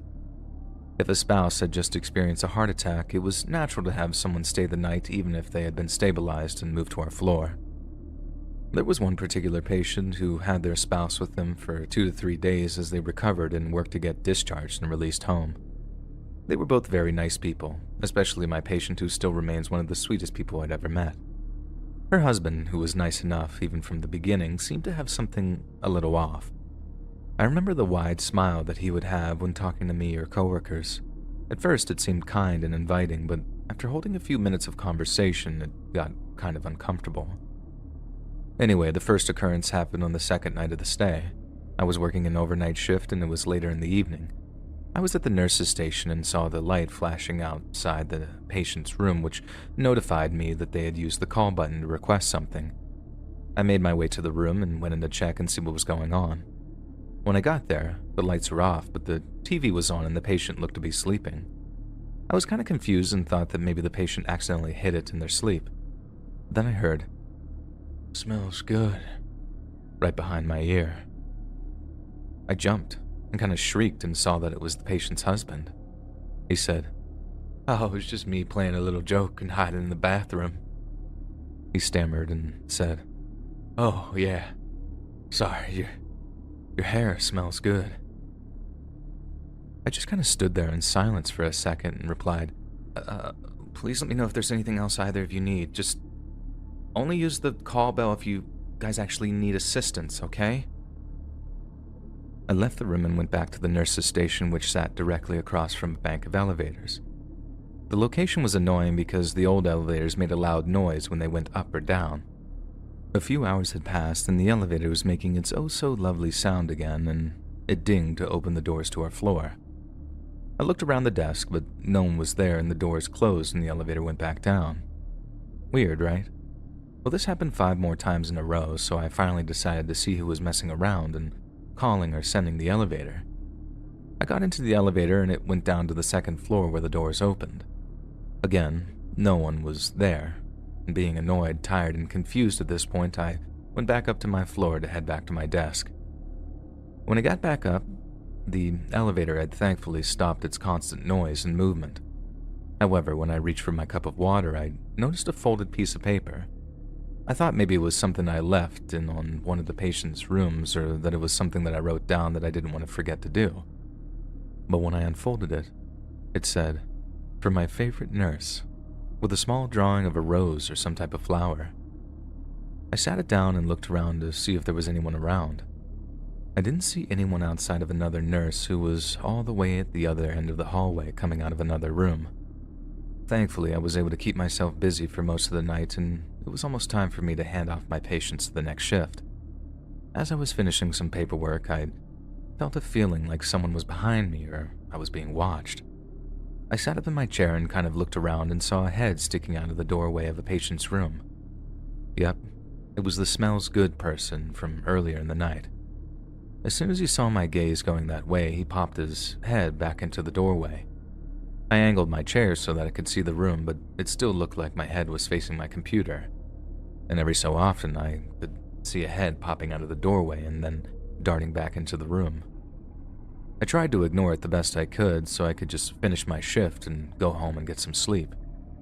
I did just that and returned to work the next day to find that the patient from that room had indeed been discharged, and when I was getting my new assignments, one of my colleagues said, "I heard you made a new friend last night."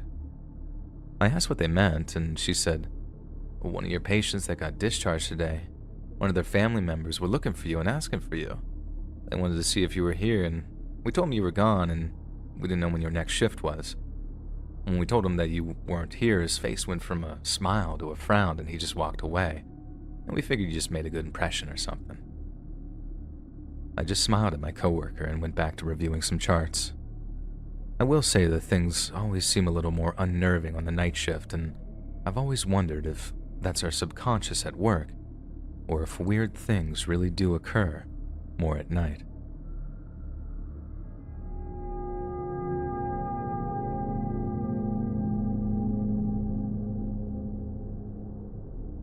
This is the first time I'm trying to share my story other than with the police the night of the incident. I guess you could argue that I have no real reason to be as freaked out as I am since nothing really happened to me, but mentally I'm still scarred, and the terror I felt at that moment is something that still shakes me to my very core. I used to work for a service that would go to various businesses and clean, mop, and wax the floors. As you may expect, this type of work may be tough when there are workers or customers walking around, so the company works in the middle of the night so as not to disturb any of the businesses. I personally only worked for this company once a week for some extra money because I was saving for a house with my soon-to-be wife. The business was great, but getting help was not. It had got to a point where the owner would send all of us to different businesses to basically work alone unless it was a big business or a hospital or something. That specific night, I was alone, which I really didn't mind. I put my headphones in and get to work on the floors. It was really mindless work, which was great because for me it was easy money. In the town where I lived, there is a small grocery store that is popular among the locals. This store is one of our accounts, and I would usually tackle this entire store by myself once a month. The night started just like every other night. I started with my sweep and then got ready to mop the floors with the machine. Every so often when doing the floors, you must go to the back and empty the machine, which is filled with water. While I was draining the hose, I thought that I saw something out of the corner of my eye move on the sales floor. I know nobody was supposed to be in the store, so I figured either my mind was playing tricks on me or maybe my boss showed up, which isn't that unlikely. I paused my music and took my headphones out for a minute. I set my phone and headphones onto the counter next to where I was disposing of the water. I slowly walked back out there and walked around for a minute to see if I could see anything. I walked to the front end of the store, and just as I was getting ready to head back to the floor machine, I heard voices. I froze in place for a moment, just trying to process what was going on. Within seconds, I realized these were not voices that I was supposed to hear. Without thinking, I jumped into one of the little cashier nooks and stayed hidden. It was at least two men that I could hear, and they started to argue. Nothing of note, just bickering back and forth. One of the voices sounded like an older, perhaps middle-aged man, and the other voice that I heard was definitely that of a younger man, maybe 20s. I stayed in that cashier's nook, lying in the fetal position, just hoping that whatever was happening was nothing serious. The men sounded like they were standing right next to the cash register that I was hiding behind, and the older man said, "Okay, you got the information. Let's get it and get out of here." I heard them walk away, and that's when I grabbed my first glimpse of the intruders. I was able to confirm that it was indeed just two men. One very large man and the other was probably what you may consider an average-sized man. They were at the customer desk trying to open what I assumed was a safe or small vault of some kind. At least from my vantage point, it looked like a safe. The younger guy was trying to open the vault while the older guy was harassing him, saying things like, "Hurry up or I'll knock you out," and crazy and equally disturbing things. What I noticed was most scary was that these men were loaded with weapons, like real, actual weapons. They both had several weapons in their waistband, and I didn't dare test these men to see if they knew how to use them. My first instinct was to call the police, but my phone was still in the back with the floor machine. I decided the best and most efficient course of action was to stay hidden. If I hid, hopefully this horrifying event would be over soon. Since I didn't have my phone or watch, I don't know how long I was hiding in this cubicle, but it felt like it had been at least 10 minutes. And that's when I heard the bigger guy yell, "You idiot!" And then I heard both men running out of the building. I slowly peeked over the ledge and I didn't see anybody. I stayed hidden for a few minutes until I knew that I was alone. I finally got up and ran towards the back where I left my phone, and I immediately called the authorities and my boss. Before I knew it, a middle-aged man was standing in the doorway with a police officer. A brief mix-up ensued as the middle-aged man assumed that I was the one trying to rob the store. The man was the owner of the store, who had got a call from the security company who monitors the store. And somehow, the intruders tripped the alarm, and when the police and the owner showed up, well, I looked pretty guilty. Thankfully, it only took a few minutes to clear my name, and I was able to give my side of the story. As far as I know, they never caught those guys. At least I've never heard from my boss or anybody else that the robbers were caught.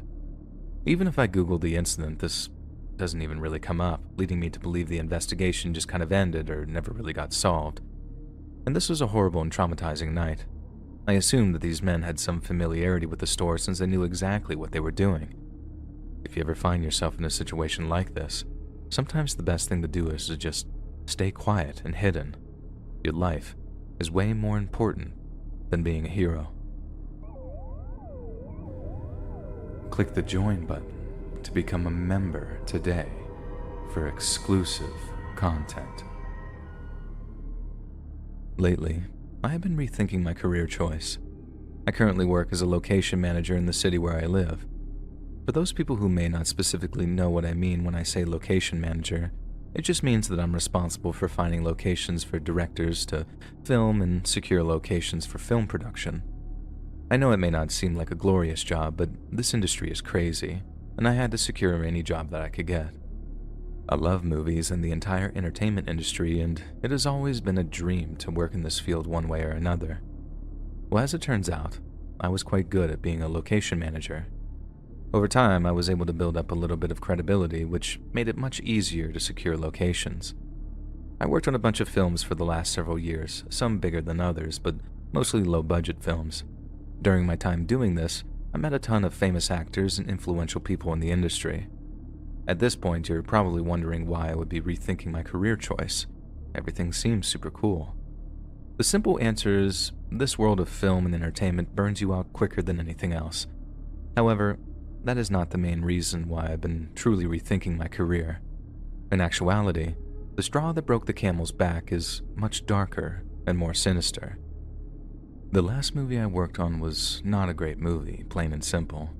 Everybody is entitled to their opinions, of course, but objectively speaking, this was one of those ultra-sappy movies that you find on the Hallmark Channel, and it just felt uninspired. I will say, though, that the crew on this production was amazing. I love the writers and directors and even some of the actors. We ended up getting to know each other and going out on a couple of occasions. The beauty of working on these smaller productions is that you really get to form a bond with a lot of the crew, which is something I imagine doesn't happen on massive Hollywood film sets. One of the extras in the film, who had a handful of lines, started to hang out with me quite a bit. Her name was Hannah, and like a lot of extras, she was, and I believe still is, an inspiring actress. Hannah is someone that I would describe as remarkably beautiful. When she walked into a room, heads would turn, and that's not even an exaggeration. When the director met her, he was so blown away that he gave her a very minor part in the movie. She literally had like 5 lines, but I assume that's sort of a big deal for your first movie. In the several weeks that we worked on the movie, Hannah seemed to take a liking to me, which, at first, I was really into. After Hannah's small part, she stuck around with me and helped me. She basically was an unofficial assistant to me and helped me with day-to-day tasks, and I made sure that I was able to get her paid for her efforts. Like any production, towards the end of shooting, tensions can get a bit high and people can get short with you. However, what happened on our last day of production was something altogether different. Often on film sets, filming can take place overnight, and that was the case for this final day of production. Hannah was on location with me just helping, but she didn't seem like herself. Hannah was always upbeat and excited, but tonight she was in another world. She was quiet, dismissive, and kind of rude for lack of a better word. I'm not sure exactly what time it was, but it was sometime in the middle of the night. We had a small crew of art department guys setting up the location. I was there basically just overseeing everything, and Hannah was there just helping me. The director and the actors for the scene were there, but they were all resting in the back room in the building while we were filming inside. When the art guys finished, they all headed out, and it got to be just myself and Hannah awake in this location. In all the years I've worked on movies, I had never seen such a light crew. You could tell the feelings and vibes of this project just weren't all there. I tried making conversation with Hannah and joking around with her, but all my efforts sort of just failed. She just kept brushing me off, and I honestly didn't really care. I figured once we wrapped the film up, I would never see her again. While I was awkwardly just walking around the set, I heard Hannah shout for me, and it sounded like it was coming from a distance. Seconds ago, she was right next to me, so I found it weird that she was in the next room. I rushed in there to make sure that she was okay, and when I got in there, she was standing in the back of the room with the lights off. I could only barely see her. The only lights were the lights shining into the room from the doorway I was now standing in. "Hannah? Are you alright? What's going on?" I said with genuine concern. She just smiled at me and said in an almost seductive voice, and yet it still sounded off. She said, "Hi, I have something for you." Well, as you may expect, my mind was racing. I had a feeling that maybe this girl had an interest in me, and now she wanted me to join her in this room alone. I slowly approached her because I was still feeling some apprehension about all of this for some reason. When I got about 5 feet away from her, I noticed her hand behind her back. I stopped and asked, "What do you got behind your back? You're not going to stab me, are you?" I laughed, trying to make light of the strange situation. At that moment, Hannah started to cry and sob uncontrollably. I didn't know what I did to upset her. Before I could say anything, she shouted, "I liked you so much, and all you ever cared about was this stupid movie. I hate you." As I tried to take all of that in, she threw a knife from behind her back onto the ground and ran right through me and knocked me off my feet. My heart was beating out of my chest at this point, and when I approached the wall where I was standing, I looked down and it was in fact a knife. A real knife. For some reason, I never reported this to the director or the authorities. I have no idea why. I just figured since nothing happened, I'm better off just leaving it alone. The more time that passes, the more I think about that night. What would have happened if I kept walking toward her? Would she have stabbed me, or was it all just a trick? If it wasn't the middle of the night, would she have even tried anything like this? And perhaps most horrifying, I have no idea where she is or where she went. She's got no social media anymore. I looked, and no other film credits, at least that I could find. This industry is crazy, man. You meet a lot of strange people who sometimes just aren't all there. Hannah, for example, is a sweet, beautiful girl, and one night, I don't know if it was the sleep deprivation or all the hours we were working, but she just lost it. I think the highs and lows of this industry have always taken enough toll on me. As I've stated, I assume she's probably still trying to act, probably under another name, but honestly, this poor girl has some inner demons, and it wouldn't surprise me one bit if the demons in her head won.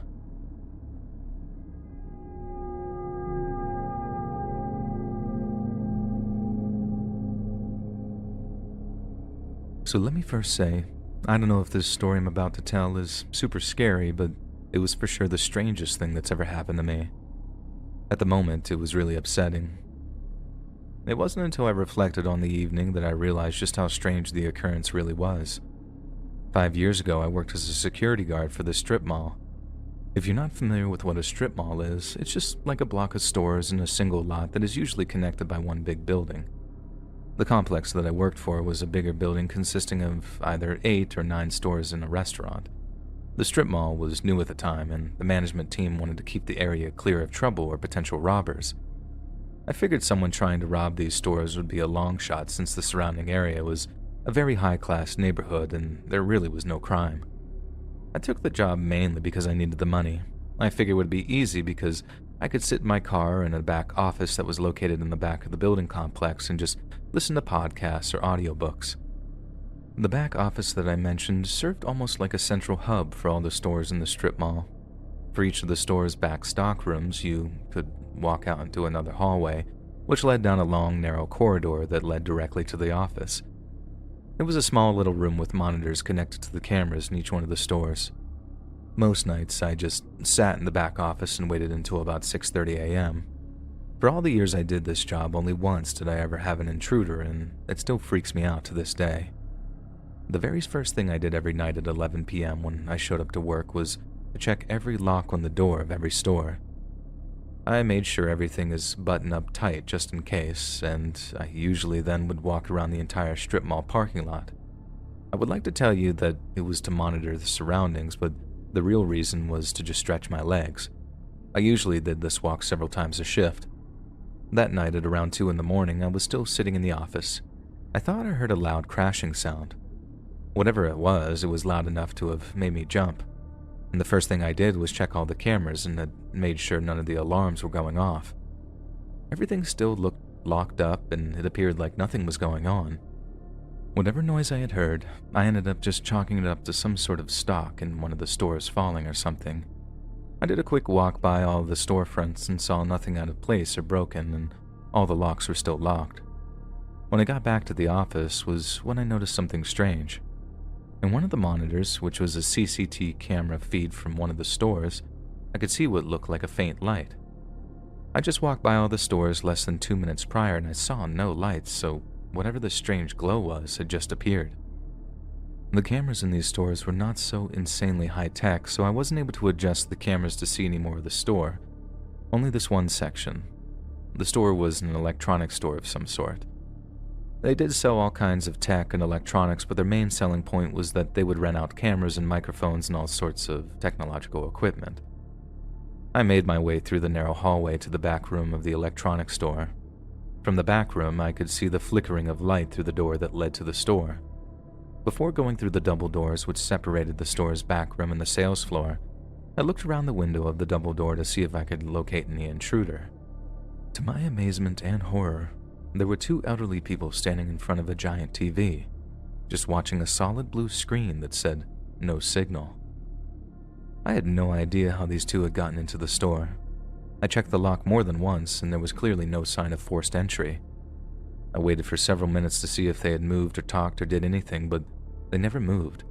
They stood there like statues watching this blue screen. Eventually, I decided to confront them. I made my way onto the sales floor slowly and asked what those 2 were doing and that they couldn't be in here. The old woman of the 2 turned to me, whom I could clearly now see was a very old woman, and she said, "I'm sorry, hon. This is the only show that makes him happy." I had no idea what she was talking about, but she had tears in her eyes. The man never turned around, but stood in an almost hunched-over position and continued to stare at the TV. After a moment, the woman turned back around and started to make weird noises with her mouth, like humming or something, but it sounded very unpleasant. I went into the back room and alerted my boss, who then alerted the authorities. It was clear that these older folk needed some help, seriously. When I walked back onto the sales floor, they were gone. I started to run around the room rather frantically because I still didn't know if these 2 were any danger to me. When I looked up out of the window, I saw the 2 older folks at the end of the parking lot. Whenever I made my call, they must have left. I noticed at this point the door was unlocked, so I know they left out the front door, but that still never explained how they had gotten into the store in the first place. The only thing I can think of was that they were in the store prior to them closing it, which is still unsettling. I tried shouting to them to come back, but they just kept going, and then without notice, they both just darted into a heavily forested area that sat at the end of the strip mall complex. The fact that these 2 older people moved that quickly was honestly remarkable.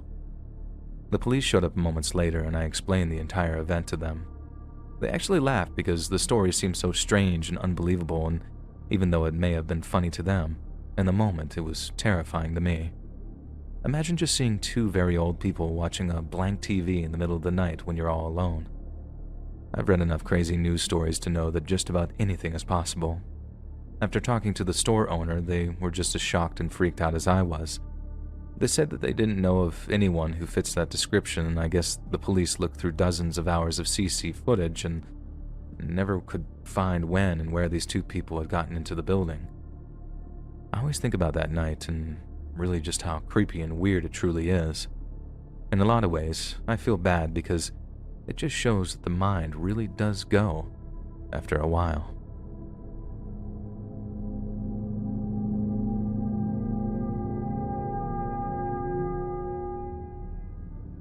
In my mid-20s, I was trying to figure out a lot of aspects of my life, and I was trying to get my future in order. I was never objectively a bad person, but somehow, I always seemed to fall through the cracks. I finished near the bottom of my class with my GPA, never went to college, and experimented with some extracurricular things that you could say are illegal. I was never in trouble, but I also never brought anything of substance to the table. I was about a month away from my 26th birthday when I met Janelle, and that's when I decided it was time to use my brain and become a decent member of society instead of a burnout. Due to my disturbing resume or lack thereof at this point in my life, I was finding it very hard to find a job. Even jobs that you may think anybody can get, I wouldn't even get a call back. Even if I went out of my way to reach back out to them to follow up on applications, I still would never have my call returned. It hit me hard. Just as I was about to give up, like I always did, Janelle found me an amazing job. Not glamorous by any means, but for someone like me it was amazing. The job was for an overnight warehouse worker. I would work from 9 p.m. until 6:30 a.m. loading up pallets with boxes. Though the main premise sounds simple enough, and it was, physically the job was tough. We never had enough help, and it was extremely hard to keep help once we would get workers in the door. I found myself a lot of time working alone until finally the company downsized. We started to work until 4:30 in the morning instead of 6:30, and the little help that we had was spread thin. When I was working, I would put headphones on and just get into the zone. I didn't bother talking to anybody or even getting to know anyone because chances are I wouldn't be seeing them in a week or two, and honestly, talking just distracted me and I was all about getting my job done. One night when I was nearing the end of my shift, I noticed a small-looking man standing about 5 feet away from me. I didn't say anything at first because I figured it was a new employee just watching how I was doing things. When I finished, I took my headphones and asked the guy if he needed anything, and he responded, "Yeah, man, I hate to ask, but I was wondering if I could get a ride home." I found it weird considering I had no idea who this guy was and didn't even recognize his face as one of the workers. Being the kind of guy that I am, I told him that I would for some gas money. He responded almost nervously and said, Yeah, man, of course. I got you." I told the guy to give me a few minutes to grab my things and punch out of my shift and to meet me outside. He nodded and agreed. I felt weird about the situation, but I'd been in his shoes before, I kept telling myself. I told one of the other guys when I was punching out that I had to give the weird new guy a ride home, and the other employees made a strange face and asked, "The new guy? I don't remember seeing a new guy." We both shrugged it off, just assuming that's how this place operates these days. I went outside a few minutes later and saw the strange guy waiting next to my car. What I didn't find alarming then, and I wish I would have, was that I'd never told the guy which car I drove, and yet he was already waiting by my car. We started to drive, and right away things were getting weird. I asked him where he lived, and he gave me some vague and confusing answer. I live on Maple Drive. Well, no, not anymore. I live, near the park. You know, Rose Park by the edge of the city?" I nodded and said, "Okay, man, near the park. Where near the park? I just want to know where I'm dropping you off, dude." The man said nothing for a few seconds and then said, "Just near the park. Head towards the park and I'll tell you where to go." I'm still kind of in awe of my stupidity as I write this. You have to understand at this point in my life I really didn't care about much, and just wanted to get from point A to point B in my day-to-day life. I didn't question really anything. When we got close to the park, the man finally spoke up. "Turn here." I stopped the car for a moment and said to the guy, "Are you sure? This doesn't really look like a street." The man just kept saying, "Yeah," in his shaky voice as he nodded intently. Against my better judgment, I turned down the long, dark path. This was for sure not a road. It was a dirt path and I couldn't see anything. I turned on my high beams and thankfully it was just in time. Obstructing the road in front of me was a massive fallen tree. "Whoa, dude. Looks like we're gonna have to go another way or something. I'm not getting by this tree." The man didn't say anything. I looked over at him and he had his hands in his hoodie. While I was looking at him, he said, "Get out of the car now." He kept moving his hands inside his sweatshirt as if though he was trying to grab something he had concealed underneath. When I looked up out of the windshield, I saw 2 more masked men coming from the side of the fallen tree. My heart was racing out of my chest at this point. I didn't know if I was going to get robbed or worse. The man in my car then screamed at the top of his lungs and said, "Get out now!" I slowly started to open my car door and noticed another 2 men behind my car also wearing masks. When my door was open, I started to step out, and I noticed the man in my car start to get out of my vehicle as well. And that's when I made the single most daring decision of my life. As I noticed him clearly outside of the car, I jumped back into the driver's seat and reversed as fast as I could. Thankfully, he never ordered me to shut the car off, so the car was running this entire time. I may have bumped into one of the potential robbers, or maybe it was a big tree branch, I wasn't sure in the heat of the moment. When I got to the end of the dark path and was putting my car into drive so I could peel off, I looked back one last time and I saw all 5 men sprinting directly at my car. They all appeared to be holding something in their hands, but I didn't bother to find out what they were carrying. I didn't alert the police for some reason, as when I got home I was just so tense and anxious that I felt nauseous and just needed to lie down. I called my managers the next day and told them about the incident, to which they replied, "We didn't hire anybody new in the last couple of weeks." And I felt even more sick after hearing that. We looked at the cameras and saw that this man basically came out of the shadows when I parked my car for that night shift. He waited by my car for several hours and then went inside. Nobody said anything to this strange guy because help was spread so thin, basically nobody noticed him. He was watching me finish my shift for about an hour when he finally approached me. My manager said that they contacted the police, but I was never questioned, which I found kind of suspicious, leading me to believe that they never actually reported it. To this day, I've never reported it, and honestly, it was so long ago at this point that I'm sure nothing could really be done. I only worked there for another month or so after the incident, and I never saw that strange man again. The only good thing that came from this horrible event was that the company started locking the doors for these overnight shifts, which you may think is obvious, but you'd be surprised at just how relaxed certain businesses are when the managers aren't around. My advice to anybody who may be reading this, be careful, and if something feels weird, chances are you're right. Hey friends, thanks for listening. Click that notification bell to be alerted of all future narrations. I release new videos every Monday, Wednesday, and Friday at 7 p.m. EST, and there are super fun live streams every Sunday, Tuesday, and Thursday night. I'd love to see you there. If you got a story, be sure to submit them to my subreddit r/Let'sReadOfficial, and you might even hear your story featured on the next video.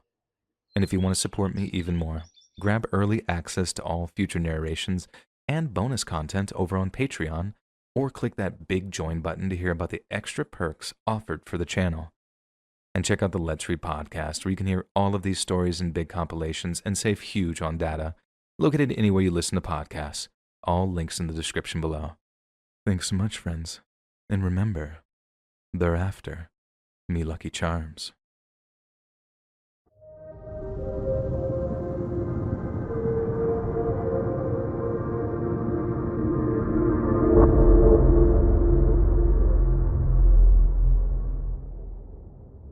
My name's Andrew. I'm from London, and I think I have a story you might be interested in. So, my dad used to be a builder, and in his mid-20s, he moved into a single-bedroom flat with his then-girlfriend in a place called Muswell Hill in London. The flat was in a house share, which is basically a big old house that's been chopped up into individual flats that took up each floor of the house. My dad and his girlfriend lived on the second floor, and his neighbors in the flats above and below were friendly enough, but with it being London, they pretty much kept to themselves and minded their own business. Then, one day in early '83, he noticed that the plumbing in his flat was playing up, so he called a plumbing company to come out and unblock the drains. When the plumber arrived, my dad was the one who answered the house's front door to him, and after a quick inspection of the plumbing in his flat, He determined that the problem was probably the drains on the exterior of the property. This was bad news for my dad, as it meant that it wasn't going to be an instant fix. Then, lo and behold, the main exterior sewer drain was the problem, as it was almost completely blocked with something. My dad says he told the plumber that he'd hoped it wasn't anything particularly disgusting blocking the drain, i.e. poo, and around about that same time they were discussing what it was, the quiet Scottish neighbor who lived in the attic flat came down to see what the problem was. He'd also made calls to a plumbing company but couldn't find anyone to come out, so he thanked my dad for getting the problem sorted. That's when the plumber found the drain was blocked with bits of fat and small bones, and because the fat had congealed with the bones in there, he'd have to come back in the morning with more specialist equipment to get the blockage sorted. My dad said this was fair enough, but that he was getting really sick and tired of the problem, as it was causing a bad smell in his flat, and his girlfriend was basically threatening to move out if it didn't get sorted out. Anyway, the plumber said it looked like someone was flushing food waste instead of binning it, and the Scottish neighbor, who said his name was Des, said it looked like chicken bones. Everyone was tutting and shaking their head, assuming it was the people on the ground floor that were too lazy to take their bins out or whatever, so they were flushing takeaway leftovers down the toilet. After that, the plumber departed after promising he'd be back in the morning to sort the blockage. But that night, my dad said he'd heard banging and scraping sounds coming from the front yard of the house share, and when he poked his head out the window, Des was out there, wearing nothing but a vest and shorts, and he was clearing out the drains himself. My dad said that he thought that he was mad as a hatter being out there at night in just a vest when it was bloody freezing, but then again, he was Scottish, and he reckoned that they were better suited to cold weather than the English are. My dad called down to Des, telling him he was an absolute hero and for getting the drains sorted as he was sick of the smell. Des agreed and said it would probably be cheaper all around if he just got it unstuck himself. By his own admission, my dad said he didn't think too much about why Des might be doing that, or why he might not want anyone paying too much attention to the bones and fat that clogged the drains up. Anyway, the next morning, the plumber shows up again and my dad informs him that Des has dealt with the blockage during the night. It was only then that it really hit him how suspicious that was, doing something for free that a plumber got paid a few £100 to do. The plumber decided to double-check anyways, just to make sure it was all dealt with, and as much as Des has done a pretty decent job of clearing the pipes out, he'd left a few scraps of bone and fat behind. My dad remembers leaving for work as the plumber was collecting up some of the bones and fat into a little plastic baggie he normally used for spare fittings, and as he drove off into the misty London morning, he says he thought to himself, maybe I should look for another place to live. A few days later, my dad got home from work, and as he got out of his car, two blokes approached him and asked if his name was Dennis. My dad said no and asked who the two blokes were. When they told him they were policemen, he got a really, really bad feeling. The two policemen then asked if he lived with a bloke named Dennis, and my dad said no. But there was a Scottish man named Desmond living in the attic flat. He said the two coppers gave each other this look, then asked what time Desmond normally got home. My dad said usually about an hour after him, and if they waited, they'd probably catch Des when he arrived home from work. It's so creepy to hear him tell the story at that part because as he got into the flat, his girlfriend was just about ready to leave for her shift in a nearby pub. He actually looked her dead in the eye and said, "I think Des has been killing people." Then told her about getting stopped by the police and promised to call her if there were any developments. And my God, were there fast developments. My dad said he basically hung around the window until he saw that Des had arrived home, then watched as the two coppers approached him, had a quiet chat, and then Des walked them into the house and up to his flat. Not long after, they walked Des about to the police car and drove him off. Des never returned to the house at Cranley Gardens, the road the house share was on, and he was later charged with multiple murders, but not under the name Dez. That was just a fake name he was giving people. God knows why, but his real name, and some of your viewers might have figured this out by now, was Dennis Nilsen. Between the late 70s and the day he was arrested in 1983, Dennis murdered at least 12 young men and boys, some of them while my dad and his girlfriend were asleep in the flat below. He ended up getting sentenced to life in prison and ended up dying there too, though I'm not 100% sure when and why he passed away. Obviously, my dad was quick to get out of that flat, as knowing that those bad smells weren't the sewer drains and were something else haunted him horribly. His girlfriend ended up leaving him as she just wanted to get away from all the memories of that place.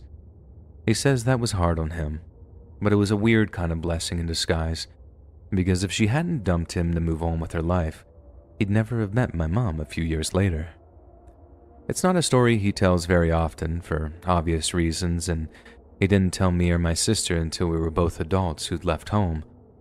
But as you can imagine, our jaws were on the floor when he told us, and it's pretty horrifying to think that my dad was a close part of how Dennis ended up getting nicked.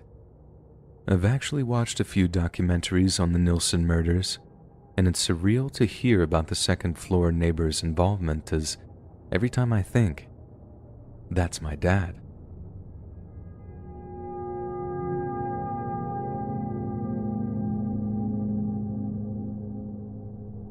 I have a scary story that happened to me a few years ago involving the sewers here in Los Angeles. I know that might sound too gross to be on your channel, but I promise, I've tried to keep this as clean as possible. So a few years back when I was 15 years old, I joined my family on an Easter Sunday picnic over in Griffith Park. While the younger kids did the Easter hunt, me and my 3 cousins went off to go play soccer. I'm more into baseball personally, so I got bored pretty quick. We then went off looking for something else to entertain us. After a while, we ended up finding an abandoned building on the edge of the park, and after being dared, I climbed over the fence. My cousins quickly joined me, and we started playing a game of tag around the abandoned building. But then my dumbass wasn't paying attention to where I was going, and as I was running on the old floorboards, I felt a piece of wood beneath me break. What followed was falling almost 30 feet of empty space below me, and I ended up falling into the LA sewers. The first thing I felt was water, really fast running water. It was like being on a water slide, but with a concrete bottom, and instead of the water being all fresh and warm like in a water park, it smelled nasty. I tried to get my phone out of my pocket, knowing that it would probably be ruined, but hoping that I could still use the flashlight. But the water was running so fast and I was so frightened that the phone was whipped out of my hand the moment it came out of my pocket. I tried to grab it, but I lost my footing, and that's when I started slip-sliding downward. I honestly thought I was going to die. But suddenly I was able to grab onto a pipe and find my footing again. When I put my hands on the walls, they were all cold and slimy, and the water was up to my knees when I stood up. But all I could hear was my own voice echoing back at me, and the sound of rushing water. I was so scared that I could feel a lump in my throat, like I was about to burst into tears. Can you blame me? I was in the dark, alone, not knowing if I was ever going to see my family again. I realized my only option was to carry on through the pipe and find a way out, but it looked so menacing that I decided it was better to stay put and hope that someone would find me. I don't know how much time passed, but I was there for a while. I started to feel hungry and thirsty, but obviously I couldn't drink any of the water, or I probably would have died. For the first time in my life, I was actually praying to God. Not like in school or church, when you're just going through the notions and nodding along before chiming in with Amen. I was praying from my soul, saying out loud, "Please, please get me out of here." What followed was like a miracle unfolding in real time. I had to strain my ears at first, but I distinctly remember hearing the sound of helicopters flying really close above me. It suddenly hit me that people were actually looking for me, It was one of the best feelings I've ever felt. But then after another long period of time, I started to worry that they would not find me and that I wasn't going to be rescued. I tried to relax, telling myself just to wait, but it was actually 12 hours before I saw the light above me, and I heard someone shout, "Here's the kid!" And a rope got lowered down with a platform at the bottom of it. So I held on to it, and they pulled me out through a manhole. I felt disoriented when I came to the surface, but I was finally safe. I can't really even put into words how good that felt. I was by a freeway with all of these flashing lights. They gave me a phone and I called my mom. "Hey Mom, I'm okay. Where are you at? You need to come get me." She began crying and saying, "Oh my God, where are you?" I remembered firefighters pulling my filthy shirt off. Then they hoisted me down and wrapped me in a plastic sheet. And then they gave me a change of clothes, and they put me on an IV drip since I was severely dehydrated. After a couple of hours, the doctor told me that I was fine. All I had was a few grazes on my knees and knuckles from the fall. When I got home, my entire family was waiting for me. I also remember seeing news reporters outside of my house waiting to interview me, which seemed a bit weird, but I suppose I had no idea what a big story this was, the kid going missing and all. I found out later that after I fell into a pipe, my cousins ran back to my mom. It took a long time to find me because I had traveled a mile from where I fell, all that rushing water and slipping and sliding. I also found out that the fire department had sent cameras down to look for me. They only found me because a camera picked up my handprints on a pipe, handprints made in raw sewage. When I found out that there were over 60 people involved in the search, I remembered feeling really bad because I had caused all this drama, but also happy that they hadn't given up on me. I later heard that there were toxic gases down there, so I was actually way more lucky to be alive than I thought. I got to take a week off from school afterward, but after that I was kind of glad to be back. I just wanted things to get back to normal. Sometimes in my mind I go back to that moment when I fell and think about what would have happened if they had never found me. When I do, I always thank God that I got another chance.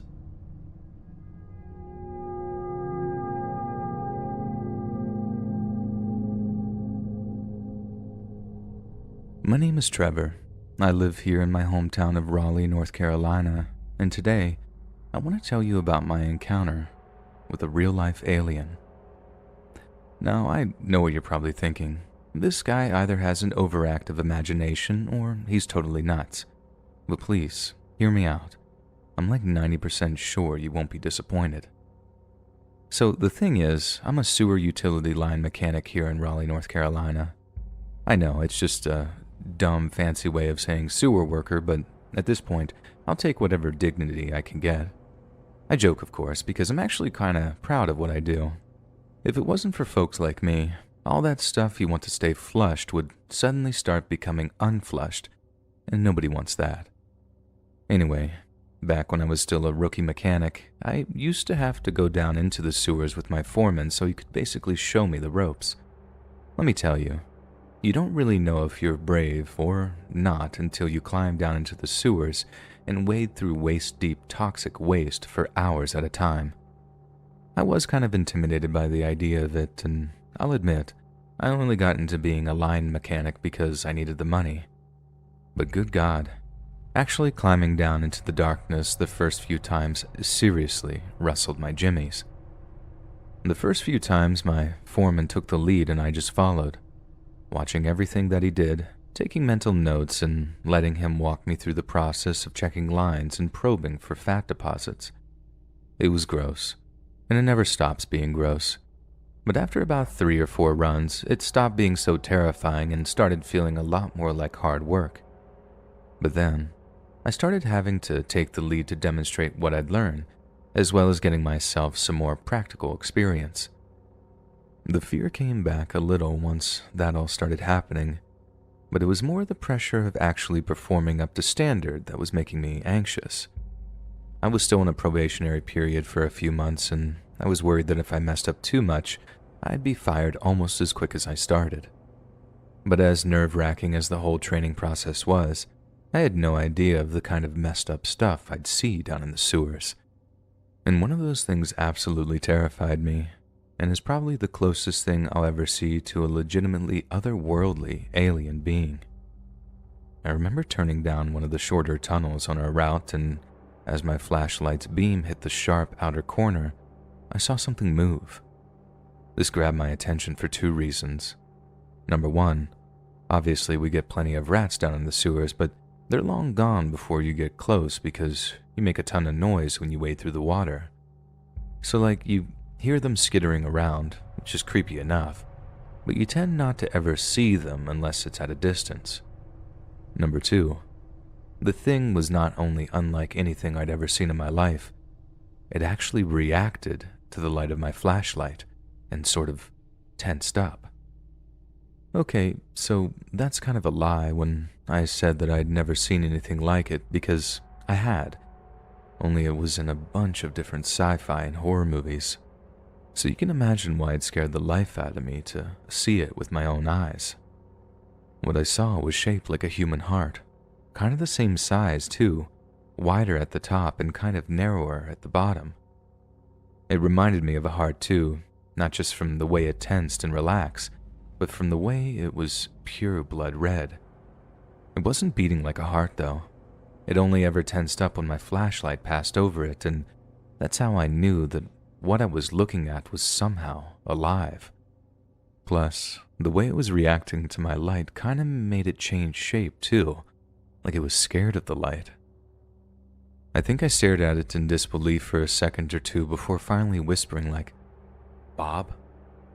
What in God's name is that?" I moved my flashlight over it again a few times, showing my foreman how it wasn't just the ball of fleshy gunk that was moving. The thing that was attaching to the walls was twitching too. He was definitely freaked out because he let out a whispered, "My God." Poor choice of words on his part, seriously, because I figured he'd never seen anything like it before, and that had me even more scared than I had been before. Turns out, he had seen something like it before, and he actually knew exactly what it was too. He'd just never seen one as big as that before. I really wish he told me earlier, because I swear to God I almost had a heart attack, but after promising me that the whole thing was safe and wasn't some kind of Dark Souls monster, I finally got a hold of myself and pushed past the thing. My heart was literally trying to jump out of my chest, and I found I couldn't even look at it as I got closer because my legs just stopped working. But eventually I got past it and finished the run without passing out or getting eaten or absorbed. Okay, now I bet you're pretty desperate to know just what in God's name I saw by now, so I'll just go ahead and tell you. What I was looking at was a cocoon of Tubifex worms. They're like these little blood-red worms who are somehow both male and female, and when they breed in these big colonies that then form these blood-red egg sacs. I'm probably getting that wrong in some way, so biology nerds, please don't at me, but I swear I've never seen anything so alien-looking and scary in my whole entire life.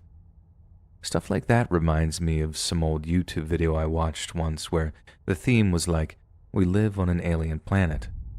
There's stuff out there that's actually real that's just as freaky as anything some Hollywood horror movie producer could ever dream up. And to me, that little fact is enough to lose sleep over.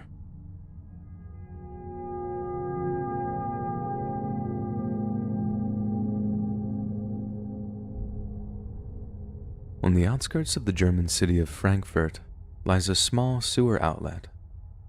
Known as the Liederbach Tunnel by residents, the outlet sits underneath an overpass and has a narrow, dimly lit walkway running through it. Even in daylight hours, the outlet has a rather ominous look about it, but its foreboding appearance isn't the only reason it's developed a sinister reputation among the locals. In days gone by, the outlet's walkway provided something of a shortcut between nearby residential areas and adjacent playgrounds. But since 1998, The tunnel has been blocked off to all but city sewage workers. Urban legends abound regarding the reasons for this, and although some of them are decidedly melodramatic, they're very much based on a true story. A story so utterly harrowing that, for 20 years, it continues to chill the blood of all those who hear of the Liederbach Phantom. March 26th of 1998 was the final day of school before Easter break, and 13-year-old Tristan Brubach was in no mood to attend. He attempted to convince his father that he had hurt his back, but his father was no fool. He knew Tristan loathed the routine and responsibility of education and forced him to depart for classes. However, around lunchtime, Tristan tried giving the same excuse to one of his teachers. He must have given a convincing performance because this teacher gave him permission to finish school early at approximately 1:30 p.m. Tristan then made his way to the Frankfurt Höchst train station, intent on returning home to get an early start on the Easter break. This particular train station is one of the busiest in the whole city, but despite the dense crowds, Tristan appeared on CCTV footage visiting a small store inside the station itself. The footage showed him to be alone, and he was still alone when sighted a short time later by a woman walking her dog through a nearby park. Tristan was sat on a park bench, puffing on a cigarette that he most likely purchased from the store in the train station, and when the woman passed him, Tristan leaned down to pet her dog a few times. The pair exchanged words, with the woman later saying that Tristan was a cheeky but charming young man. And then as she walked away, she looked back to shoot him a warm, motherly smile. It's then that she saw two dark-haired men approaching Tristan before engaging him in conversation. This was the last time that anyone would see Tristan alive. Around 5 p.m., a group of children were walking home from school and happened to pass through the Liederbach tunnel walkway. It was then that they sighted something floating in the filthy, shallow water. It's a human corpse. Tristan's corpse. Not knowing who else to turn to, the children rushed back to school to inform their teacher of what they'd seen. Apparently, their teacher believed that they were simply making the whole thing up and insisted on accompanying the children to the Liederbach tunnel to confirm their story. To their horror, they discovered that every word the children said was true. There really was a young boy's corpse floating in the sewer, and upon making the discovery themselves, they rushed to inform the police. Frankfurt police officers would later describe the crime scene as one of the worst they'd faced in their entire careers. Tristan's body was in such a terrible state that the officers could only identify him via a name tag inside the boy's school bag. After reconstructing the crime at the scene, investigators deducted that Tristan had been beaten to a pulp before being strangled just meters from where he was found. They also determined that Tristan had tried to fend off his attackers, as one of his shoes had come off during the supposed struggle. There's also a chance that the strangling didn't actually kill Tristan, because whoever had attacked him had followed him into the water before cutting his throat from ear to ear. The cut was so deep that Tristan was almost beheaded, and his killer followed up by plunging the blade into his torso over and over again. After that, the real mutilation began. Sections of flesh from Tristan's arms and legs had been removed, and the killer had taken the time to remove certain appendages from the boy's body. The police noted that an ear was missing, along with a few of his fingers and toes, and since none of these were found at the crime scene, it's thought the killer removed them as trophies of his grisly act. News of Tristan's brutal murder horrified the local community, and their eyes were glued to TV news in the days that followed as the police investigation unfolded. Frankfurt had a relatively low crime rate at the time, and murders like Tristan's were almost unheard of. As you can imagine, his family was absolutely devastated. His only surviving relatives were his grandmother and his father, Bernd, and since Tristan had no siblings, the Brubach bloodline had essentially been wiped from the earth. On top of that, Tristan's mother had taken her own life just 3 years prior, and the two deaths in quick succession condemned Bernd to a grief that he never recovered from. Tristan's funeral was attended by hundreds of local citizens, some of which had never even met him. And as Frankfurt grieved for the rebellious but charming young man, the police investigation continued. German homicide detectives announced that Tristan's murder and mutilation had taken no longer than 15 minutes, and that through the course of their preliminary investigation, they'd found their first major clue. A single bloody footprint had been found at the scene of the crime, and the size suggested that it belonged to the killer.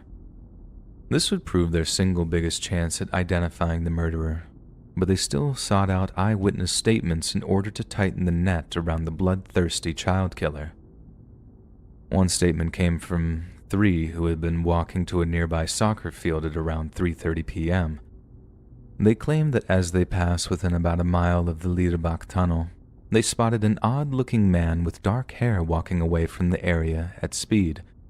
They also told the police that the man appeared to be soaking wet from the waist down, leading police to theorize that this was none other than Tristan's killer. This sighting was then corroborated by a young woman who had also been in the area at the time of the murder.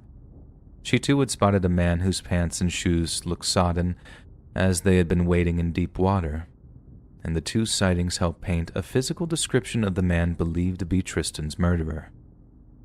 The man was said to have a long, scruffy blonde beard with a small plait braided into one side.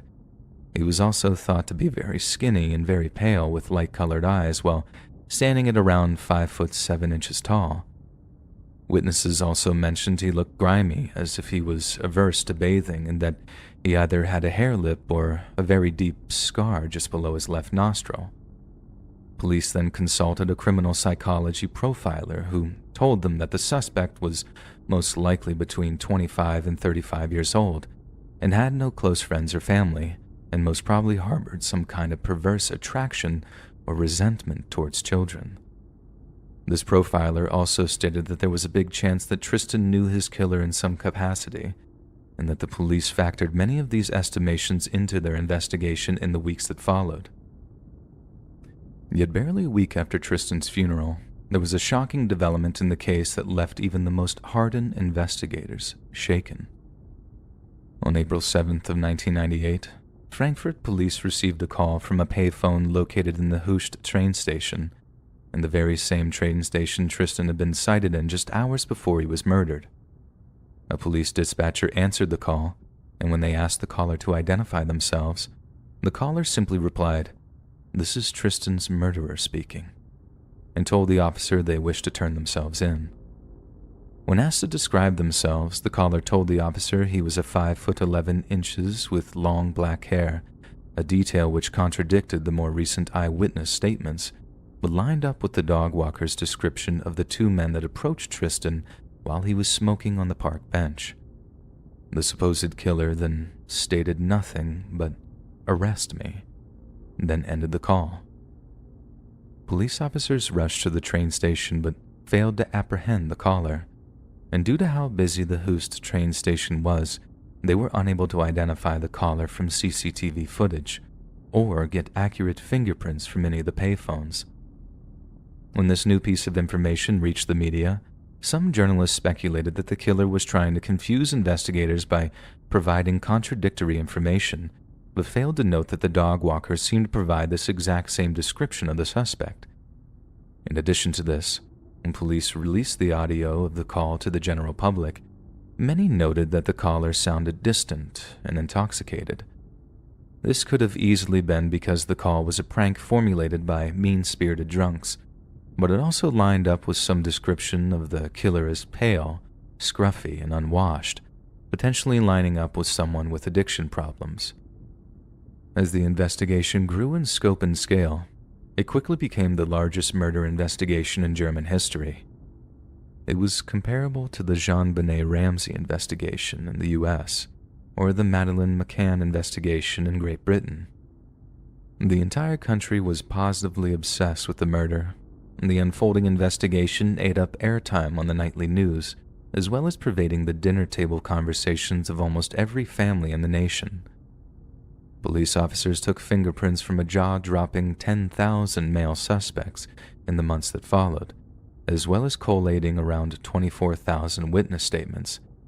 They also had a number of composite sketches made, each detailing what they believed the killer might look like, and had these distributed to more than 80 different German prisons. Even Germany's criminals were appalled by Tristan's murder, and entire swaths of criminal organizations promised to do all they could to catch his killer. Police also reached out to various medical clinics, hoping to match up the hair lip detail with any potential patients. Officers then interviewed almost every single person who'd had a hair lip repair operation during their youth, but none were considered potential suspects following these interviews. The investigation slowed until March of 1999, when police made their second solid break in the case. Tristan's backpack, a different item to his school bag which had been missing from the scene of his murder, was finally located. It was lying in a wooded area around 16 miles from the scene of the crime, and perhaps most interesting was the fact that it contained a Czech language road map of Germany. Tristan didn't speak or read Czech, so it was safe to say it didn't belong to him and most likely belonged to his killer. The release of this new information to the public prompted yet another eyewitness to come forward, one who claimed that she had been walking through these same woods the day after Tristan was murdered. During her walk, she had been accosted by a man who seemed mentally unstable, one who was ranting about the French Foreign Legion as well as a herd of lost sheep. But more pertinently, she claimed the man not only spoke German with a Czech accent, but he was also carrying what strongly resembled a child's backpack. It seemed the police were only a hair's breadth away from catching the killer, but when the man was tracked down with the help of the French Foreign Legion, it was discovered he had a solid alibi and had to be ruled out of any subsequent investigations. By that time, an entire year had passed since Tristan's murder, but to the investigators' frustration, they were no closer to solving his murder than they were the year before. Lead after lead took them to nothing but dead ends, and the case was dangerously close to becoming a cold one. Then, in October of 1999, Tristan's grandmother paid a visit to the young man's grave, only to make a truly terrifying discovery. We can only imagine the anguish and horror she felt when she walked up to her grandson's grave to find that someone had tried to dig him up. Whoever it was had laid down a plastic tarp and had excavated so much earth from Tristan's grave that they'd almost reached his coffin. What's more, a single shovel lay next to the excavated earth, and although a lack of recent rain meant that it was near impossible to tell when the grave had been disturbed, Tristan's grandmother insisted she had the feeling of being watched, and that she'd interrupted the grave robber's grim endeavor. Investigators were baffled by this bizarre and horrifying twist in the tale, and despite the Brubach's family insisting that the killer was to blame, there was no way of telling who might undertake such a grisly task. In the years that followed Tristan's murder, the lack of a solid explanation led to a number of vicious rumors being circulated, none of which warrant discussion in this video. However, it's clear that the longer the case went without answers, the less funding and focus it received, and as the days went by, the closer Tristan's case got to being tossed on the cold pile.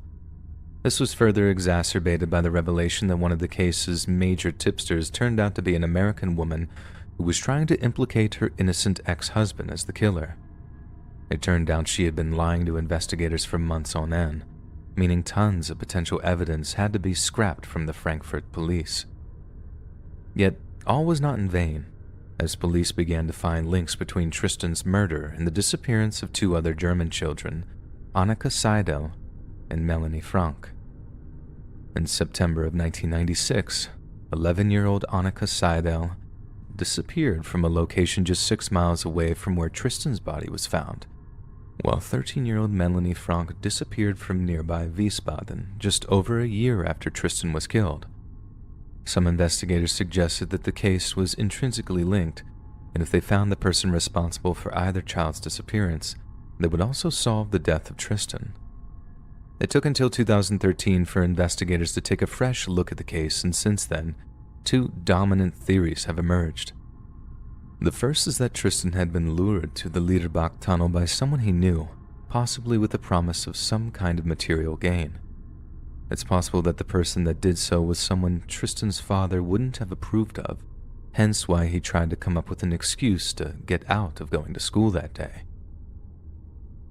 One of the worst pieces of evidence for this was a statement provided by one of Tristan's teachers, who described seeing him in the company of a few older men in the weeks prior to his death.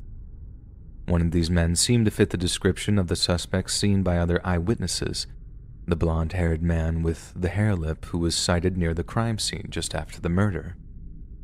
When the police tried to put together a timeline of Tristan's movements in the days prior to his murder, they noted that there were large gaps that no one could account for. Was Tristan perhaps taking drugs with this grimy, pale-looking man? Perhaps he owed him money or had stolen something from him. Little else, besides devastating mental illness, could explain the brutal malice of such a grisly attack. The second dominant theory is that Tristan had been targeted by an apparent child predator that had been stalking the area. One of Tristan's former classmates would later describe a man who looked exactly like the police sketch of Tristan's killer, and added that he was an intimidating individual who was known to stalk and offer gifts to local children. This was then backed up by the testimony of children from a local daycare center who told police of a man lurking in a nearby wooded area. Every time they were offered gifts, the children had rushed to report this behavior, but it wasn't until Tristan was murdered that their teachers began to take their claims seriously.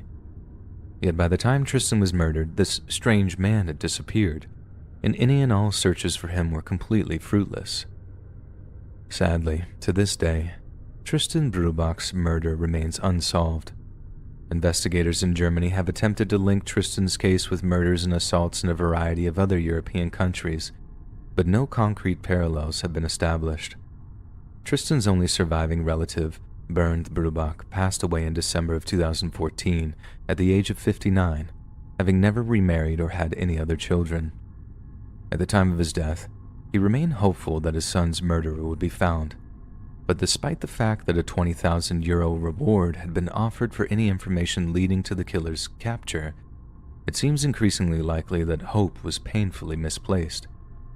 In the decades that followed, the murder has continued to loom over Frankfurt's citizenry, so much so that the Liederbach tunnel had been completely closed off to the general public, and as time's gone by, the murder had transformed from a well-discussed fact into something of an urban legend. Something teenagers use to scare each other. Be wary, be watchful of the Liederbach Phantom.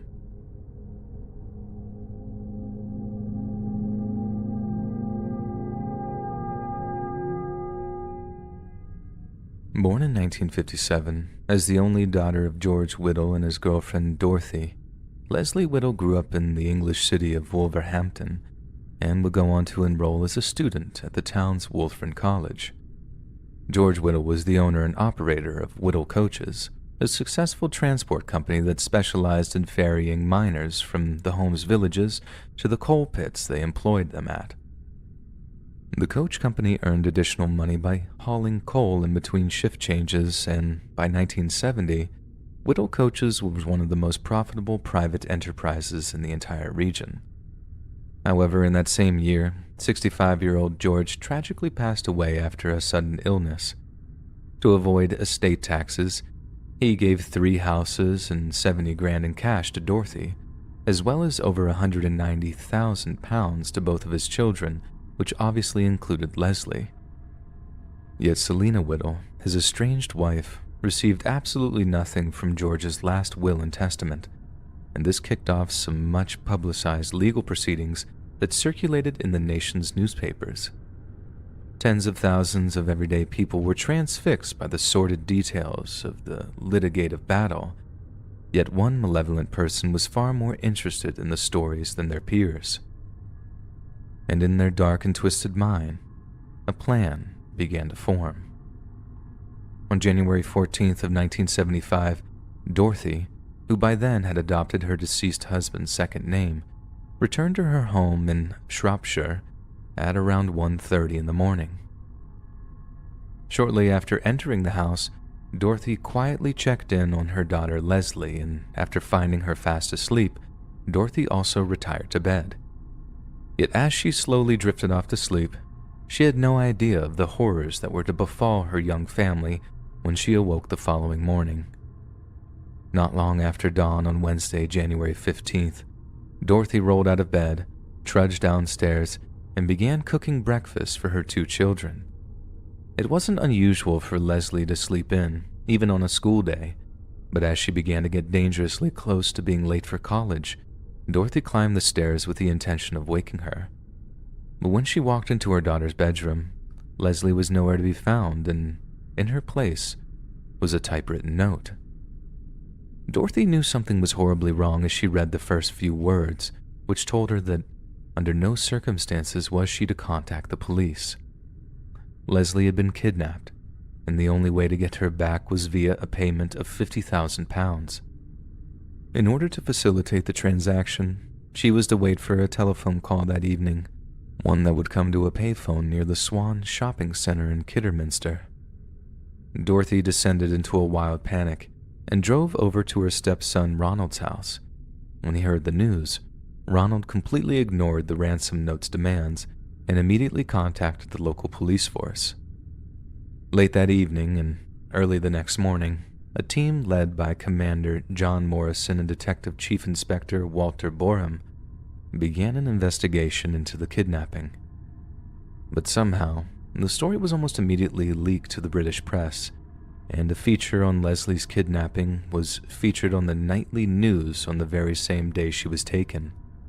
By some miracle, the broadcast didn't deter the mysterious kidnapper, but they waited until 1 a.m. on January 16th to make the phone call to the shopping center's payphone. During the call, Leslie's voice could be heard, assuring her family she was okay. Yet she also passed along instructions that the family needed to visit another payphone in nearby Kidsgrove in order to retrieve a second message that had been stuffed behind the payphone's backboard. It was during the second trip that the family was ordered to bring along full payment of £50,000, or a terrible fate would befall Leslie.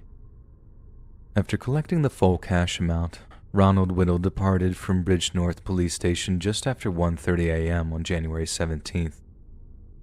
Yet Ronald was unfamiliar with the area Kidsgrove, and in the search for the correct payphone, he quickly became lost. It took him almost 30 minutes to locate the payphone, which was located just outside the Kidsgrove post office. There was indeed a typewritten message stuffed behind the backboard, one that directed him to a piece of nearby parkland known as Bathpool Park. The rest of the message has been paraphrased as follows. Go to the top of the lane and turn into no entry. Go the wall and flash your car flights. Look for the torchlight run, then await further instructions. Ronald followed the instructions to the letter, driving down a pathway which was marked with a no entry sign. He drove to the end of the lane, flashed his car lights, and exited the vehicle to await fresh commands, yet no one appeared. As it turned out, a young couple had parked their car right next to the proposed ransom drop, and in the confusion, the kidnapper seems to have fled the area. The entire Whittle family was panic-stricken by the failure, and were terrified that Leslie would in turn suffer the consequences. Yet all they could do was wait to be contacted by the mysterious kidnapper, praying all the while that Leslie would survive the ordeal. Police officers assured them that the kidnapper would not harm Leslie, as she was far more valuable alive than dead. But still the Whittles worried, having no idea if the person they were dealing with was just greedy or pure evil. Around a week after the failed ransom drop, West Mercia police were contacted by their West Midlands counterparts. They informed them that the same night as the ransom drop, a car had been abandoned near the Freightliner terminal in the town of Dudley. The terminal's security guard had been shot in the back 6 times and was in critical condition in the hospital, while the car itself contained a pair of slippers that were confirmed to be Leslie Whittle's. The shooting of the security guard appeared to have been a statement from the kidnapper, one designed to assure the Whittles that he was not afraid to use violence to achieve his goals. But as it turned out, The fingerprints and ballistic evidence left behind by the kidnapper were a far louder statement than any bloodshed. The fingerprints were the exact same pattern that were found at the scenes of 3 other slayings committed by a man who the British press referred to as the Black Panther. During a series of post office robberies, the Panther shot dead 2 postmasters and the husband of a postmistress, and earned his nickname due to his dark clothing and frightening agility. This new information only served to further terrify the Whittle family, who realized that they were dealing with no mere amateur, but a hardened, remorseless killer. Just days after the shooting of the security guard, the police decided to hold a press conference to inform the general public of Leslie's kidnapping. They knew that Leslie's kidnapper had strictly forbidden her family from contacting law enforcement, but seemed convinced that he would refrain from hurting her. In light of this, high-ranking officers ordered a thorough search of Bathpool Park, the site of the proposed ransom drop. The search began on March 6th of 1975, and since a roll of Dymo tape typing paper had been found stuffed into an old sewer drain, police continued to inspect the other sewage drains present in the park. The deepest of all the drains happened to once serve as an air ventilation shaft for Nelson's coal mine and had to be tested for poisonous gases. But once it was declared safe to enter, officers of the West Mercian Police Force descended into the darkness to search for clues. The drain consisted of 3 steep landings, and on the second, the search team discovered a cassette tape recorder, the same variety used to create the proof of life tapes of Leslie's voice. Then on the third landing, the search team discovered a rolled-up sleeping bag that was acting as a pillow, a yellow foam mattress, and a survival blanket. Yet it was only near the bottom of the drain that the search team made the most horrifying and heart-wrenching discovery. Hanging from a thick steel wire, a mere 7 inches from the bottom of the drainage shaft, was Leslie Whittle's cold and clammy corpse. It was widely accepted that once Leslie's kidnapping was made public, and it became obvious that the police were involved, her kidnapper had simply executed her by tying the wire around her neck and pushing her off the 3rd and final landing. In the aftermath of Leslie's brutal execution, her kidnapper became the United Kingdom's most wanted man. A huge manhunt commenced, and soon, the hunter's net began to tighten around this murderous defiler. Towards the end of the year, in December of 1975, 2 police officers spotted a man acting suspiciously in the large market town of Mansfield. When they approached him, the man produced a sawn-off shotgun, firing it into the air before he rushed off into a nearby fish and chip shop to take hostages. However, the brave patrons of the traditional eatery quickly overpowered their potential captor, and the man, discovered to be one Donald Nielsen, was taken into custody. In the investigation that followed, Nielsen's fingerprints were found to match those in the drain shaft, and later, at Kids Grove Police Station, Nielsen confessed to Leslie's kidnap, but not to her murder. During his trial at Oxford Crown Court, Nielsen's defense attorney proposed that Leslie had in fact killed herself accidentally after slipping and falling from the ledge while the metal wire was around her neck. This wire was supposed to secure her, not hang her, and it was argued that Nielsen had showed a great deal of compassion for his victim by feeding her, clothing her, and providing a place for her to sleep. However, this argument failed to convince the jury, and in July of the following year, Nielsen was found guilty of Leslie's murder, with the judge handing him a life sentence of 61 years in prison. It was during this time that he was further identified as the so-called Black Panther, and 3 weeks later, he was convicted of the murder of 3 post office workers and handed a further 3 life sentences. Nielsen was never released from prison, as he died of motor neuron disease in his prison's hospital in December of 2011.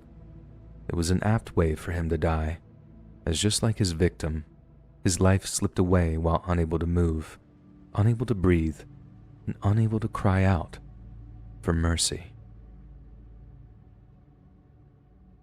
Hey friends, thanks for listening. Click that notification bell to be alerted of all future narrations. I release new videos every Monday, Wednesday, and Friday at 7 p.m. Eastern Standard Time. If you got a story, be sure to submit them to my subreddit, r/Let'sReadOfficial, and maybe even hear your story featured on the next video. And if you want to support me even more, grab early access to all future narrations and bonus content over on Patreon, or click that big join button to hear about the extra perks offered for the channel. And check out the Let's Read podcast, where you can hear all of these stories in big compilations and save huge on data, located anywhere you listen to podcasts. Links in the description below. Thanks so much, friends. And remember, the Alamo.